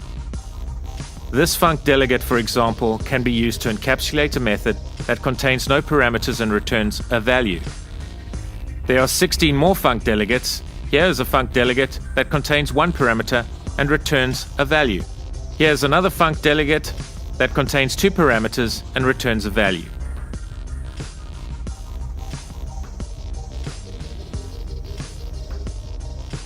Func delegate definitions always return a value. The return type is always defined in the last type parameter, and the available func delegates allow for 0 to 16 parameter type definitions. Note that the last parameter declared in the func generic delegate defines the type of the returned